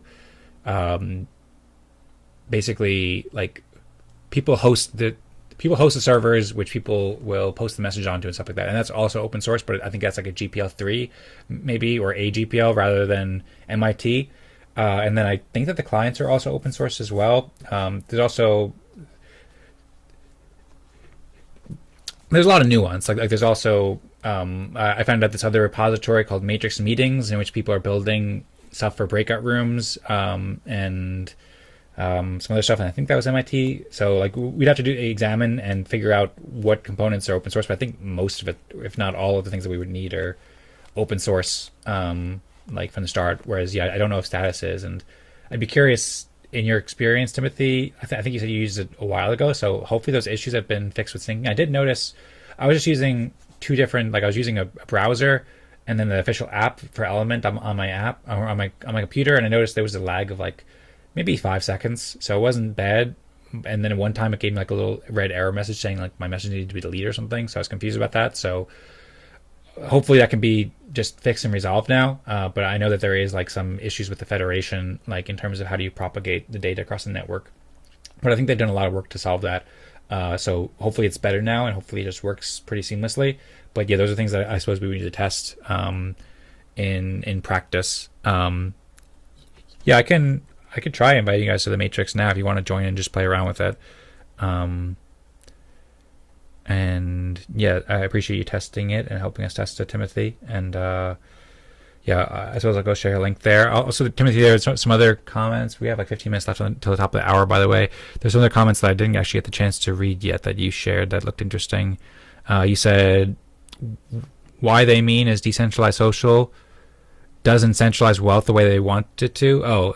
You said what they mean. So when you're talking about like some attempts. I fully agree with you that decentralized social is not dead or a failure. It's just that they couldn't make money off of it, and they're mad about it. Boo-hoo. Yeah, there's been a lot of attempts, decentralized social, that haven't made people rich yet, and haven't gotten all that much adoption yet. They've gotten, pretty good adoption, but not like a huge amount of adoption. But I believe that's like one of the biggest promises of blockchain technology. And I think that a pretty core aspect that's been missing from it is like credibly neutral reputation, basically. And I think that respect plays a big role in that, basically, because in a lot of cases, this was actually specifically mentioned. I was listening to a podcast with the guy from Variant Fund, and he mentioned specifically, he talked about this, and he talked about how like just all decentralized social systems, either they don't have tokens, or that they do have tokens, then they can be gamed by like Sybil attacks and plutocracy and so forth. And so I think the respect plays a big role in that. And I think that the stuff that we've been doing, like with respect trees, that's kind of like an early implementation of kind of like a decentralized social in a way, where we're like upvoting different topics together and different contribution requests and stuff like that. And I think that we could experiment with that kind of, I mean, decentralized social is also like just Matrix is decentralized social in a way, because it's like a decentralized social app. But also when I mean decentralized social, I mean kind of like also inheriting the tokenized aspects of blockchain as well. So I should probably come up with a better word for that. But I think that we can have like the respect tokens affect the conversation, facilitate the conversations in something like Matrix, or also something like if we eventually, fork our own version of Farcaster or build our own app. I think there's a lot of ways that respect can improve social media. Maybe rather than saying decentralized social, I should say like respect social or something. Okay, cool. So I guess I was on a bit of a soapbox there. And Timothy also wrote that he's in support of Matrix. It's stable, effective, and federated. Let's go. In favor. Markdown making things legible is really amazing. I don't think SAT has that. Yeah, the markdown is pretty key there. That makes it so I can share the documents. And that's something pretty key that Telegram is missing out on. Okay, so Tadas, Timothy, I'm curious if you have any other thoughts about this whole Matrix idea. If you have any ideas. My other thought was that like I could just share those documents in Notion too, but I figured this might be helpful to try, and has benefits beyond what Notion can offer in some ways. So I'm still deciding about how much we should like work on this Matrix thing now versus in the later term. Maybe save it for like 3 months, 6 months. Maybe we just play around with it a little bit here and then determine it's not ready. But I don't know, maybe think about it over the coming week or whatever. We can talk about it more next week. But if you have any other feedback or thoughts about Matrix now, I'd be curious to hear about it. Or if there's anything else you want to discuss for the next 10 minutes, then happy to also hear about it as well. It's probably about how you can organize your time then during the break with all the other stuff. Mm-hmm. So yeah, I think I have to go now. So time for a meeting. Thank you, Tadas. Do you mind before you go if I just ask you to clarify what you meant about how I allocate my time during the break? Yeah, I mean, you mentioned last week. You mentioned all of the stuff you want to do during the break. Mm-hmm. Today, I hear that you want to do another thing. So I'm just saying, like, yeah, I know it's tempting to look at a break as a sort of a black hole where you will do everything. Mm-hmm. Yeah, so just talking about that. Okay. Well, Tadas, do you have a couple minutes just to stick around where I can just respond to that? Or do you gotta go right now? Because there's something I'd like to bring up with you if you have a minute. If you Okay. want, I could do it short in like 30 seconds. And then maybe afterwards, Timothy, for the last 5 minutes, we could talk about the fractal nouns. Like you mentioned, I'd love to hear about it. So, yeah, so that's one of the reasons why I was thinking about using Notion instead. But also, one of the reasons why I started thinking about this is just that comment that you made last week when you're saying how like you wouldn't be in favor of a longer break because you feel like we have momentum and you wouldn't want to lose momentum. And also how previously you mentioned, I think 2 weeks ago, that like we originally think of doing a shorter break for like 2 weeks, but then we agreed to do it longer for like the month. And then you mentioned how like you need testing and feedback and iteration of the kind of apps that we're doing. We have momentum on that, like both the intent document and the firmament and the respect trees and all these different things we've been building and talking about. I want to make sure that during the break you have what you need. Also other community members, but also specifically you, since you were mentioning how you want to have more like testing and feedback, and obviously you contribute a lot to Eden Fractal. So I was thinking that like I feel like we've just like there's so much we've discussed over the past few months, and it'd be helpful to have some time to synthesize that and reflect on that, and then have time to execute on things. And I do want to focus on stuff that I mentioned at last week's event, like specifically like nonprofit stuff. And but I also want to make sure that I'm not kind of like just also cutting off the momentum for that, and that you'll have what you need, and that you feel like you've had enough of the testing, iteration, and feedback going into the break, that you can also have a very productive break too, and then maybe you can make a lot of progress on these specifications and so forth. And I thought that after a lot of these discussions that we've had, I've sometimes been inspired, and I've done like a 2-hour audio recording, and then I don't get a chance to fully read or fully share with you, and then we have the next week, and then we talk about something totally different, and I share a little bit of my feedback from that week, but I don't share the rest of it. So basically, over the past few months, I've generated a lot of feedback basically about stuff that you've came up with and that we've discussed, like firmament and respect trees and things we've tested and the intent document and so forth like that. And so I figure that this can also be a way that I can maybe help provide what you're seeking with the continued momentum and the additional feedback and so forth during the break that can help you be as productive as possible if I can share these documents in a way that you can access them and see some of my thoughts, and we can still go back and forth a little bit here and there. But a lot of the feedback I've generated over the past few months, I can be able to share with you as well as other community members, so that you can make the most of the break. So that was also kind of one of my goals in this, and that's when I was thinking I could just do it in Notion too, rather than doing it in Matrix. So that's an option too. But just wanted to see how you felt about that, and if you feel good going into the break, I guess, and if you feel like we have enough momentum and you have everything you need to be really productive and stuff. Yeah, I think I received enough feedback and enough experience with perspectives and everything going into the break. And in fact, I'm not planning to work on any of the stuff I worked up until this point in the season. I will probably try to synthesize everything. I will try to collect my thoughts about everything I learned over the 4 years basically in Fractal. And because the stuff I'm doing with intent document, the firmament and everything, I feel like I need to provide context for new people. And also what Swarty is referring to and commenting on, not having like enough design philosophy and clarity about how Eden Fractal works, and And yeah, so I think I can help with that by providing at least one perspective. And because also there is a lot of unexpressed ideas that I learned from ORDAO and stuff. That I think would help new iterations of DAO. And thanks, Sporty, by the way, for feedback on synchronous perspective. And then regarding your feedback, I would be willing to hear about it, but I'm not in a rush, but it would be good to hear that before the end of the break. Although I'm not like I'm not sure we need it. Like I could do it without it maybe too, but yeah, if I don't need to necessarily need it before the break, but before the end of the break, that's when it might be more useful. Okay, well, thank you. That helps clarify it too. So I guess I was partially thinking because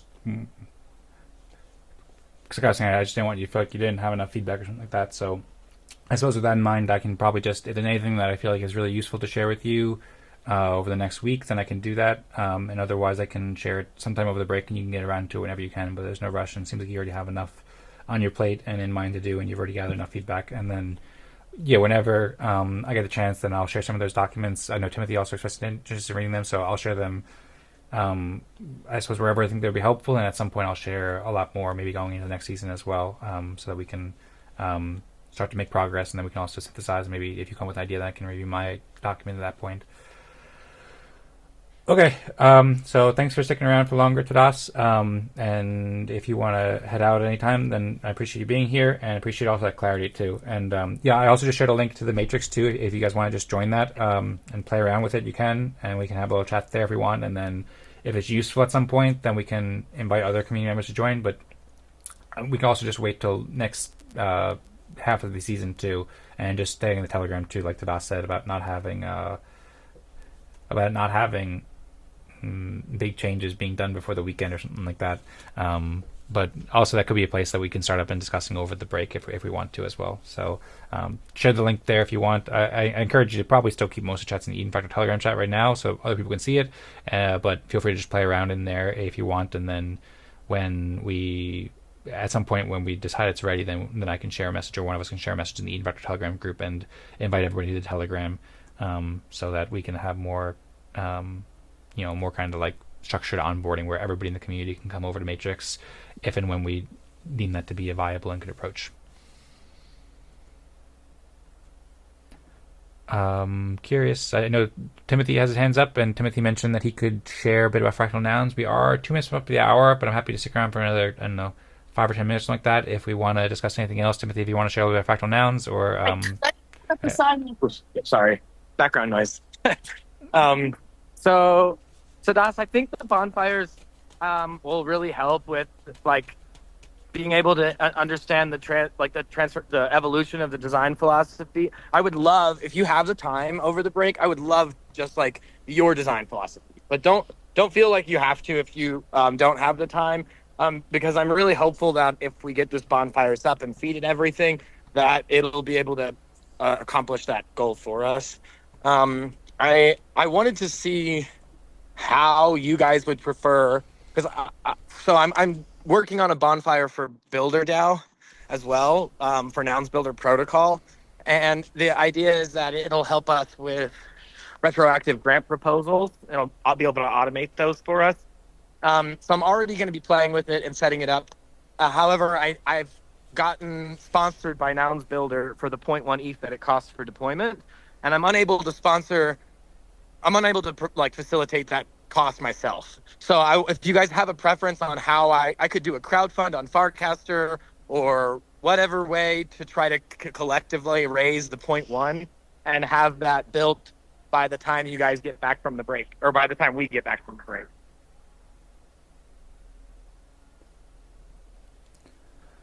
I don't know if you have a preference. I know crowdfund is pretty much like only on Farcaster. So I don't know if there's like another tool. Karma Gap maybe has a tool, or I don't know. Thanks for sharing, Timothy. Well, yeah, Toss, I'm curious if you have a response about that. So, I mean, to me, I'm not sure if we should go with Bonfire yet. I'm still kind of like in an early stage of research, and I'm also like, I wonder, like, I feel like a lot of stuff you could do with your own AI agent too. And I actually just started to set up an OpenClaw agent, so I'm curious to see how it will compare. So, I'm not in a rush to have it deployed and to pay the point 1 ETH, and I'm also not familiar with the crowdfunding platforms, and I don't have too much time. If you haven't set your OpenClaw up yet, what you're gonna do is you'll end up with MD files that manage memory, Yeah. but that rapidly becomes insufficient. Like as soon as you have multiple agents and like 100 skills, the agent can't manage its own context, so it doesn't know what to include in its prompt, and it regularly has to empty out your session data because it exceeds the context window. So you don't use bonfires like separate. You shouldn't, like Zaal using it separately is not the way it's meant to be used. It's meant for your agent to work with the graph, so that instead of you asking the general reasoning model to like hallucinate you an answer, you're just asking it to read the graph and tell you what the graph says. So when you're dealing with like large volumes of like DAO history, you can't fit that inside your agent's context window. So you need a way for the agent to be able to figure out what goes inside of its context window on its own. And you'll end up using MCP services, which is memory context protocols, and semantically embedded databases. And essentially Bonfires is just like doing that for you. And the team, that's their only product. And they're all laser focused. So my experience has been that like watching other developers in my space start to build with OpenClaw, memory management becomes their full-time job. Updating the semantic memory, upgrading it, creating parallel memory structures. And I have not seen anybody get away from that loop, that development loop. So I'm really hopeful that Bonfires lives up to its standard. But I can follow up with you guys after I've set it up for Nouns Builder, and you can test it and see if we want to use it for Eden Fractal. Okay. Yeah, I think that would be a good approach first to be able to test and play around with it. That'll also give me some time to research too, to better understand how it fits in. Because I know there is some, like I've done a lot of research into managing memory with OpenClaw, just because I've been researching it for the past couple months since it became popular. But I haven't yet actually played with it, which I'm planning to do this week. But yeah, I know there's things like QMD, which is like an open source thing that was built by the Shopify founder that helps with managing memory. And I've probably saved like 12 different solutions for managing memory. So I'm curious to kind of like, I guess, compare some of those and then see how Bonfires compares. And then I'd want to make sure it's like, I suppose, the ability to have things like locally and open source and stuff like that, use it with sensitive data as well. But also, if it's mostly for Eden Fractal, that could be public data. But I also want to use OpenClaw for personal stuff. So I just want to kind of like better understand the landscape personally on how Bonfire compares with these different tools. But yeah, I appreciate you sharing it, and I think that going forward, I don't think there's a rush to get it set up with Eden Fractal, but I think it's definitely an interesting possibility. And I think that researching it on my hand and then seeing what you do with the, I think, Nouns Builder Bonfire, I think you said, as well as what Zaal is doing and stuff like that. Like, I'm very interested in watching and seeing how it works and then playing around with it and doing research and then figuring out the best way to design it. Super duper. And then if you got, this has been a long call, but if you want to, I don't know if you and Zaal still have the same meeting time tomorrow, but like tonight I have a 4-hour coding session with Zaal to help him deploy on Nouns Builder. And then tomorrow, 11 a.m. Eastern, is the Fractal Nouns call. So if you guys, I can message Zaal and see if he minds that you guys join us for that. Or we could talk a little now, or we can talk later. It's up to you. Okay. Well, I'm happy to stick around for another like 10 minutes. I'm getting a bit tired, but I can go a bit longer. I know Tadas said he had to go pretty soon, so I don't want to keep Tadas for too long. And then Zaal and I have been meeting bi-weekly on Fridays at 11:30 AM EST, which I don't know if it conflicts with your call, but I'd messaged you about that in the Discord chat that we have, so we can follow up there, and then we can also schedule another time at a different time if that works better for you too. Okay. Zal, did you want to say something as well? Or I'm sorry. Are you Zal? Tadas. Yeah, yeah. Let's talk later. I mean, from my side, I have to go now, and tomorrow I cannot. I won't have the time. And yeah, regarding the design philosophy, I would be focusing mostly on mine. The stuff that I have thought of already from my experience and haven't shared yet, but in a way that expresses that ORDAO expresses and stuff like that. So yeah, and the agent stuff, I leave to you guys for now, at least. Yeah. So thanks for a productive meeting. I'll be going now. All right. Sounds good. Thank you, Tadas, for the productive meeting and conversation. Hope you have a great night, and looking forward to seeing you next week. See you. When you see the snow on the mountains over there, it's kind of far away. Yeah, I see a little bit. Such a beauty. It's 80 degrees today. Very nice. I hope you're enjoying it. Crazy. Looks like a nice time for a walk. It is. So the one document that in the Notion that I've been inviting people to reread is the design philosophy document. I was able to distill down, the core assumptions that I'm making about governance to help frame the experimentation that we'll do at Nouns or at Fractal Nouns. And the one design element that this assumption and design element that I've really been using to communicate the idea to people a lot is that the processes that inform legitimacy and governance shouldn't vary with scale.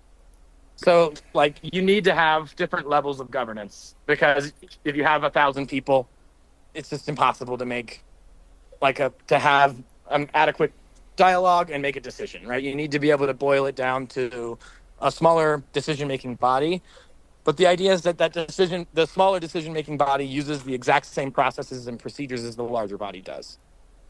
And something I've been really interested in and was maybe overlooked was the use of the Eden Plus delegate system to constantly create that higher body, right? So the regular participants in what I call the fractal legislature can rotate into that position of authority, and that governing body essentially takes the place of multi-sig signers in previous previous DAOs. And then my goal is to give for Fractal Nouns to delegate 33% of the vote in the Nounish treasury to that ORDAO, to the ORDAO modules, and then give the delegates the ability to submit proposals and use those votes, right? So not everybody with respect can go make a proposal to the Nounish level layer of the DAO, but anybody who's a delegate can. And then the delegation has to get it approved by the respect token holders before it actually gets sent on to the top level. So right now we have Fractal Fridays, and I work on fractals all Friday. So if there's any time in a Friday that it works better for you guys for a sync up, just let me know. We start the day off with our our community meeting, and then we have tech pod meeting, and then co-building session, and then IYKYK is the first experimental implementation of the framework, because Fractal Nouns is another meta organization, right? It's building governance and experimenting with governance frameworks, so I was able to clarify the importance of why Fractal Nouns is using Nouns governance. I think one of it's not a problem or an issue, but it's a friction here at Eden Fractal is that we're using the same governance that we're building. And it makes it so the system is changing consistently, and it's hard for the system to judge itself. But Nounish governance is insufficient. Plutarchy is not what we're trying to build. But it is well understood the pros and cons of that governance, so we can understand the bias that's being put into the experiment, and we can still get adequate results. We can evaluate the experiment's performance using the nounish layer. And with fractal nouns, I really want to see that we have multiple different respect frameworks in use, competing for the delegation of that 33%. So that we can say, okay, if we have questions in Eden Fractal, like, should we do this async or should we do it synchronously? That we can have different instances of the respect game being played, and we can start to measure their performance according to different desirable outcomes. Like, do we want respect to be a reflection of an adequate reflection of incentive distribution? Do we want respect to adequately gate participation in higher level governance decisions? And then we can understand what our in controlled experiments, we would already know what the desired outcome is for the DAO, or we would decide collectively what the desired outcome is. And then we would have the a blind study on a respect community and see how close they come to building consensus around that outcome. That's been the idea for a while, and I feel like I have not been very good at explaining it. You've been with me through a lot of the sessions where I was still mapping it out and helping give feedback, and in the past few weeks, I've started the process of like figuring out how to talk about it to people. And then going back and forth with Tadas recently and him saying that, referencing fractal nouns as a separate project, I realized I probably have failed to communicate my intention effectively around like using fractal nouns as a way to extend Eden Fractal and to like run some controlled experiments. So a part of my desire to understand your guys' design philosophy and the decisions that have been made is so that I can revisit those and with an experimental framework to test if they were the right decisions. And then also that I can understand what questions still generally like exist right now that we can start to design experiments around, because designing these experiments is not going to be easy. And just as a bit of an update, so IYKYK, we've got career journalists. Garrett from Curve Finance is coming on board to help with the tech and the development. So what I've put out there is exciting for people in the sense that we're going to apply the Fractal Nouns framework to decentralizing news media, decentralizing the fourth estate, essentially.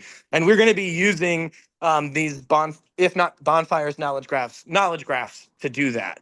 And it started to become really clear to me that the respect allocation, and what I love about using knowledge graphs specifically for memory is that you can not just like get an answer, but find out where the answer came from and find out how many people gave you that answer.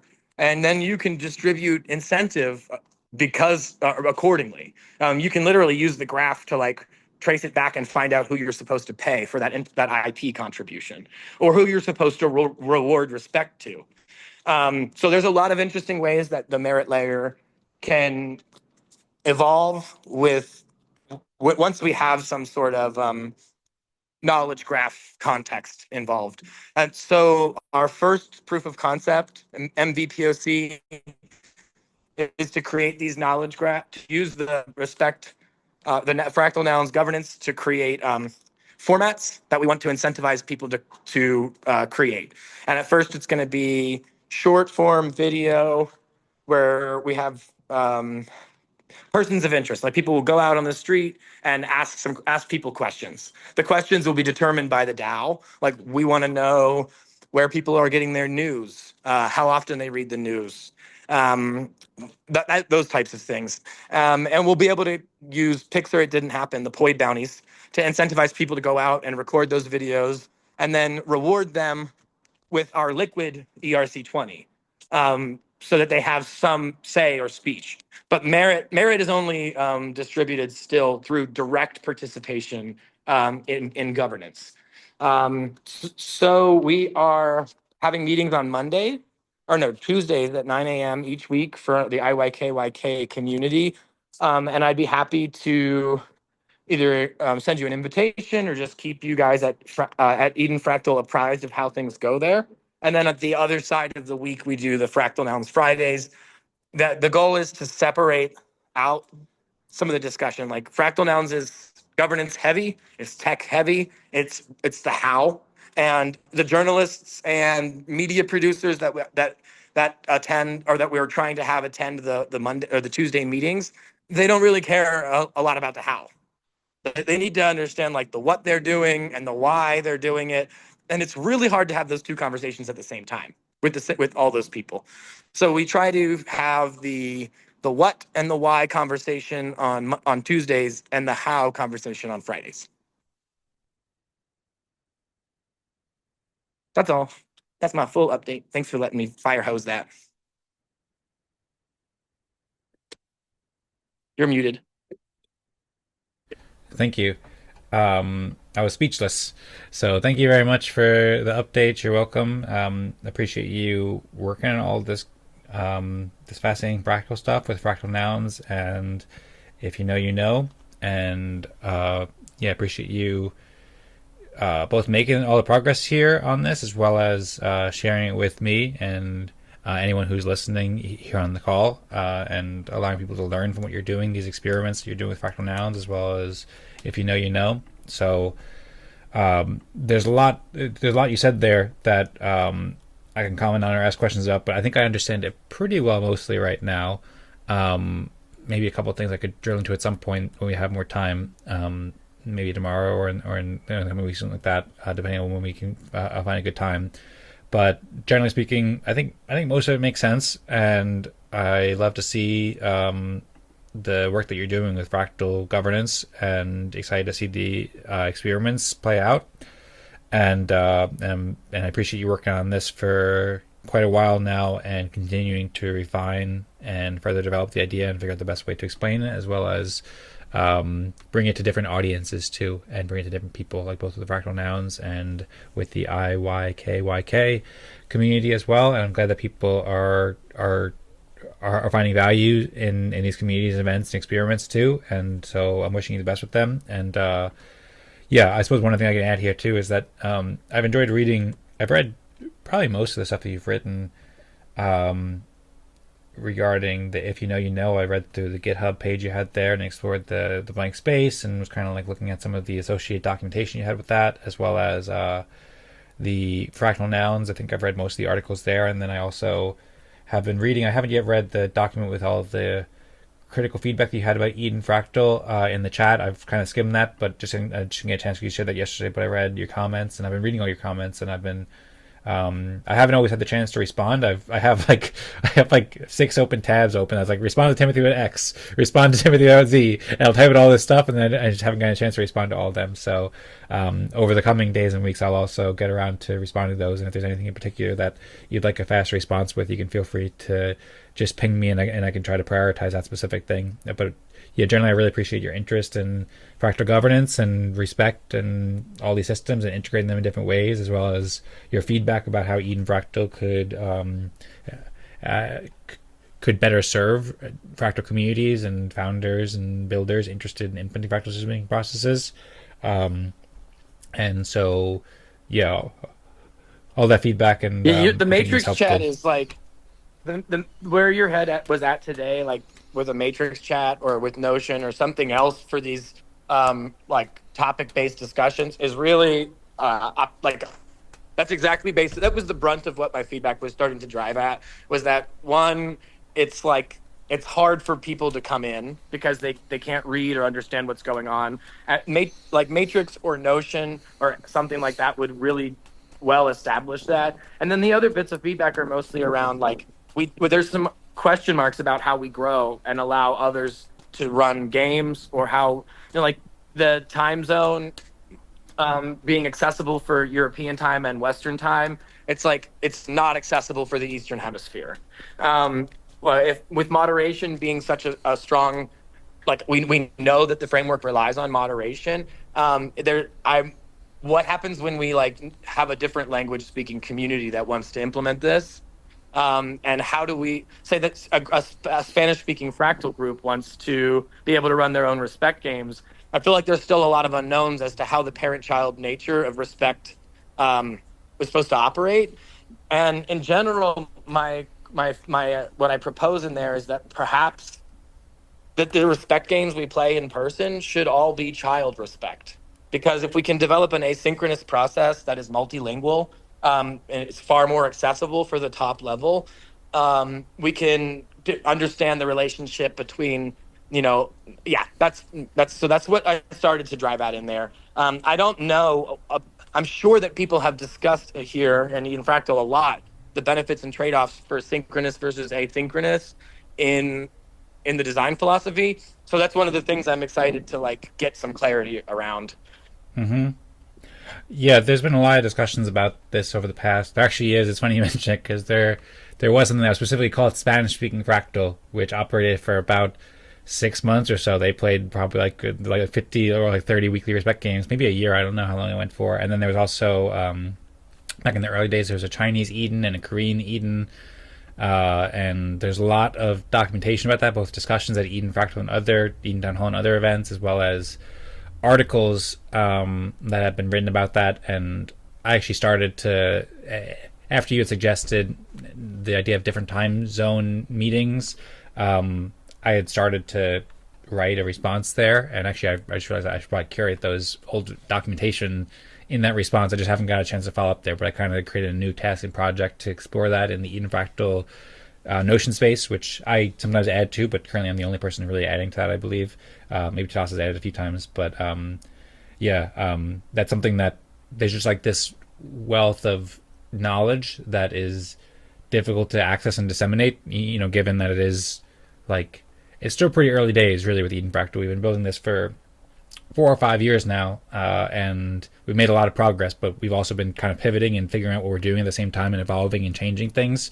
And there's a relatively small community of people who are like, able to volunteer and work on this right now. We're also trying to set up, these different things and try to build what should be the future. So there's that consistent kind of just, I suppose, tension or basically like there's so much to do and there's just not enough time to do everything, so we have to just prioritize and pick what is the most important things to do. And so I understand and I agree that like for somebody like you who's wanting to learn about these things, it can be difficult to approach because there's so much information that's kind of buried in all these different places, and it needs to be more accessible for people, both the prior information about what happened in these prior discussions as well as to stay on top of the new discussions, because there's many different threads of things that we're currently working on that are we do the best that we can by having the events and sharing the videos and sharing messages and topics, but for sure there's a lot more we could do to make that more accessible.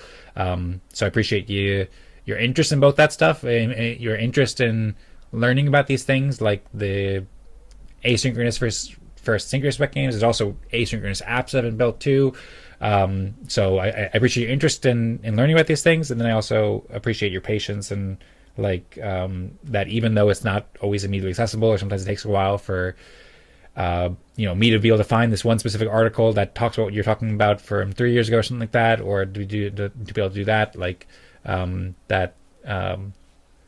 What I'm trying to say is I appreciate your interest in it, I appreciate your patience, and also that some of this stuff just takes a while to like come and surface, and it just kind of dependent on like a few people right now to kind of like be able to take the time to be able to find these old discussions, be able to share them and stuff like that. And I think that also I appreciate your interest in using something like bonfires, or bonfire specifically, that can help us improve that, because we have all this context, and kind of what you described is kind of like the issue that I have a lot with Claude. I currently use Claude a lot, and I'm planning to use OpenClaw, and I'm really interested in memory systems because I have to open all these chats and I have so much context, and it's like this context window for the AI is kind of a similar problem to a context window for the people in the community too, in a way. Like we have to figure out the best way to take all this context. We have all the recordings, all the transcripts and everything like that, and be able to distill it into what people need at the current moment. And people need a lot of different things because we're like kind of inventing and creating so many new things, and we're kind of trying to document along the way. So there's some thoughts about that, and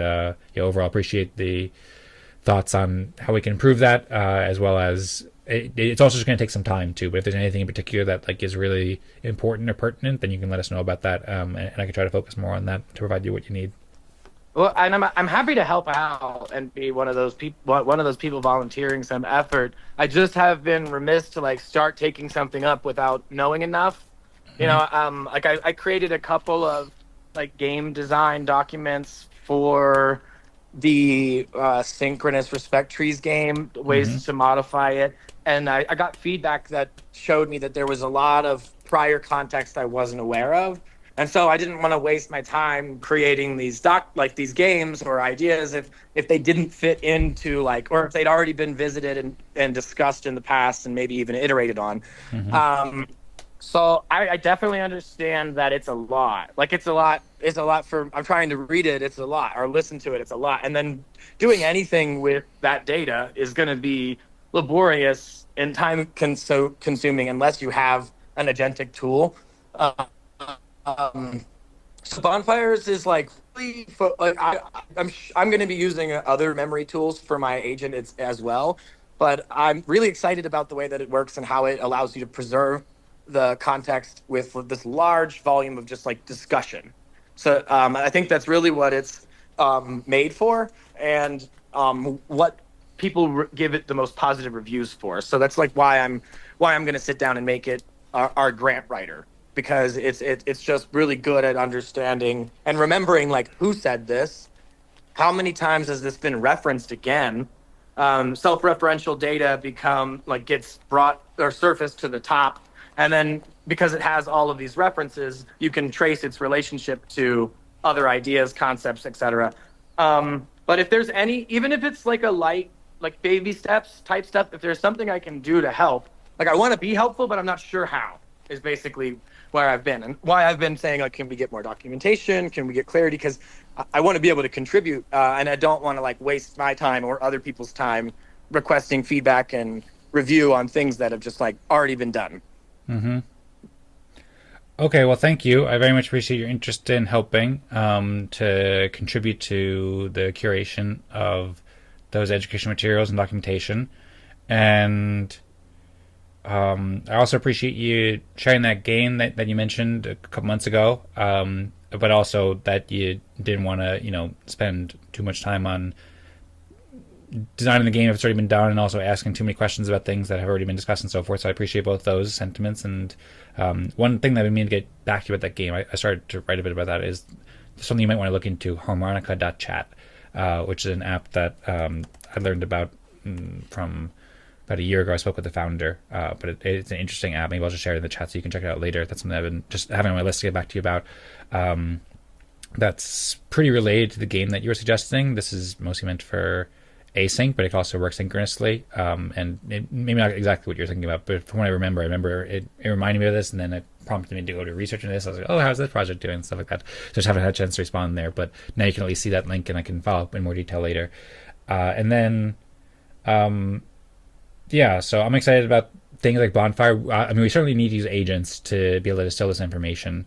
It just doesn't matter what is the best way to use agents, and then how. And then most of my, I was saying in previous episodes that I need to focus a lot of my attention on during this break, just on getting the nonprofit started so that I can make it more sustainable financially. And so that's where a lot of my efforts needed to go to, instead of the educational development. Like, kind of my sequence is kind of like focus on that, and then once that's ready, then that can start being a place to financially support contributions to Eden Fractal, and then can use agents to speed up the development of educational resources a lot more. And in the meantime, we can do any sort of educational resources that are really necessary or really important. But like, there's so many things that I want to improve about the website, and so many things that I want to improve about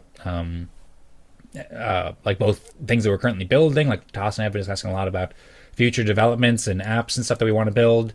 And there's a lot of things that are missing from how people could better interact with the Telegram and all these different things that we can improve upon. But my thinking is kind of just what I mostly need to focus on is just getting the nonprofit started so that it can be more financially stable, and also provide incentives and payment and monetary reward, potentially, hopefully, for people to contribute to these different things. So if there's anything in the meantime that's like really important for you to know that I can help with, then I'm happy to provide that. But then probably like more so like May or so, I think I'll probably have the nonprofit ready when we come back from the break.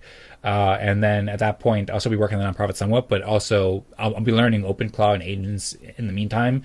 And I have a lot of like draft articles I've already started to write for improving the Eden Fractal website, and I can start reviewing those, and then also maybe at some point in the coming weeks or maybe coming months we can collaborate, where maybe because you're interested in reviewing or like contributing to a lot of these education materials, and you specifically know like what would be useful for a founder or a builder who's working to implement fractal decision-making processes into your communities, then maybe like at that point we can start collaborating more on the education materials, and you can let me know specifically like what questions or what documents would be most helpful, or what like old resources would be most helpful, and then I can also start sharing some of those documents I have or some of those thoughts I have with you in at say a greater frequency or greater cadence, and then you can like basically review those and be like, that's good, and that's okay, but that's not good enough, it needs this and this and this, and then maybe that could be a good way for us to collaborate on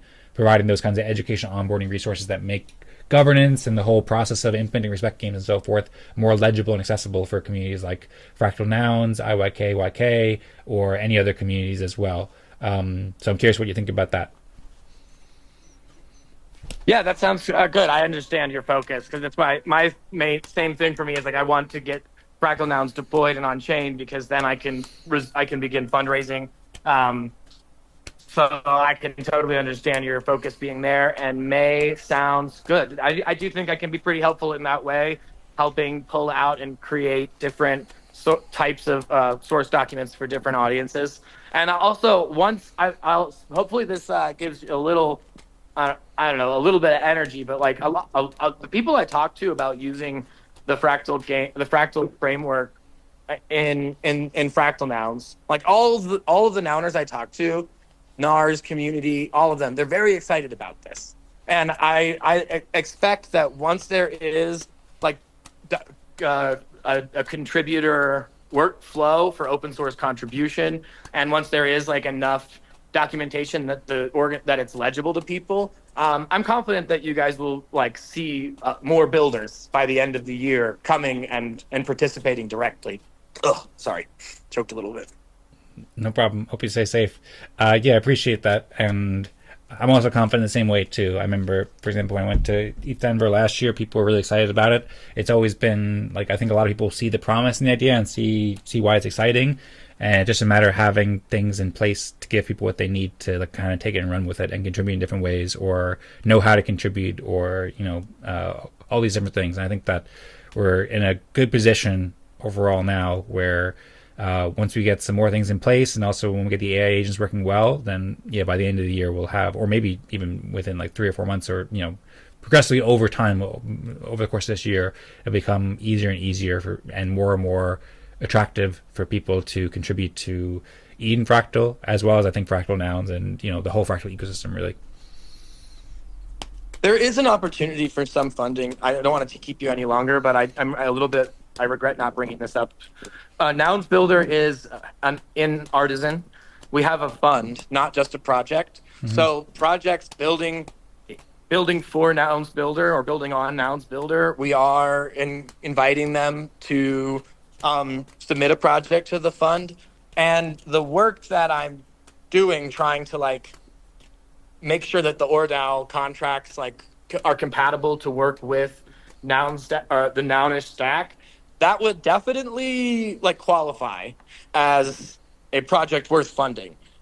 So if you have that this current season goes until June, and we're not in a rush to get projects up, because we're still making like social media campaign material and all of that. So I'd say that like if you guys were able to get, if you decided you wanted to take or submit a project like that, you'd still have like a month and a half, really up until June, to get it submitted. Okay, and that's would be applying for Artisan directly, or applying for the Nouns Builder fund in Artisan? Yeah, it's a Nouns Builder fund in Artisan. So that would make you eligible for our matching pool, which is currently 25,000, and we're working with Jesse and a few others to try to grow that matching pool substantially. And then as it stands, we're going to be submitting a core development project. So that's how you fund Nouns Builder directly. And then we're also talking with NARS about getting them a project because they're submitting PRs back to the code base here in the next few months. At this point, though, there aren't any other serious projects that are likely to apply, and I think that I know that like the specifics of lining up the contract with Nouns DAO is something that like I've needed more documentation on, and then I've also gone and enlisted some developers to help me with. So if it's something that Tadas or other developers from this community feel that they could participate in, then it's a way for them to get incentive as well. Mm-hmm. Okay, well, sounds good. Thank you for letting me know and letting us know here on this call too in the recording.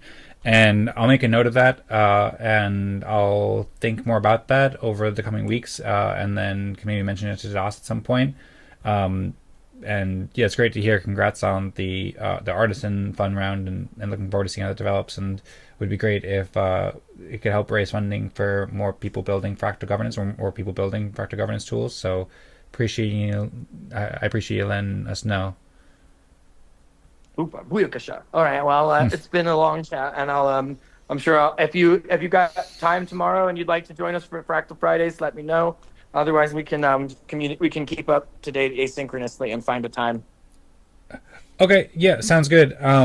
Yeah. I'm meeting. It would be good to wrap this up pretty soon because I gotta get lunch soon, and then I think I responded to you in Discord. In Discord, yeah. So you can check that out, and then we can follow up there. And then you're always welcome to join those meetings with Zaal and I. And then we can also schedule another time or follow up in our own teams or whatever to find another time too. And looking forward to following up and meeting and discussing these things more in the coming days and weeks.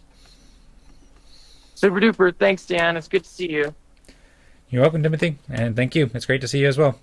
I'm glad we got a chance to catch up. I'll talk soon, and I guess we can wrap up the Eden Town Hall now, right? The hair's looking cool. All right. If you want to join me, we can go 1, 2, 3, go Fractals, maybe. Let's do it. Okay. 3, 2, 1, go Fractals! All right. See you next time. Ciao.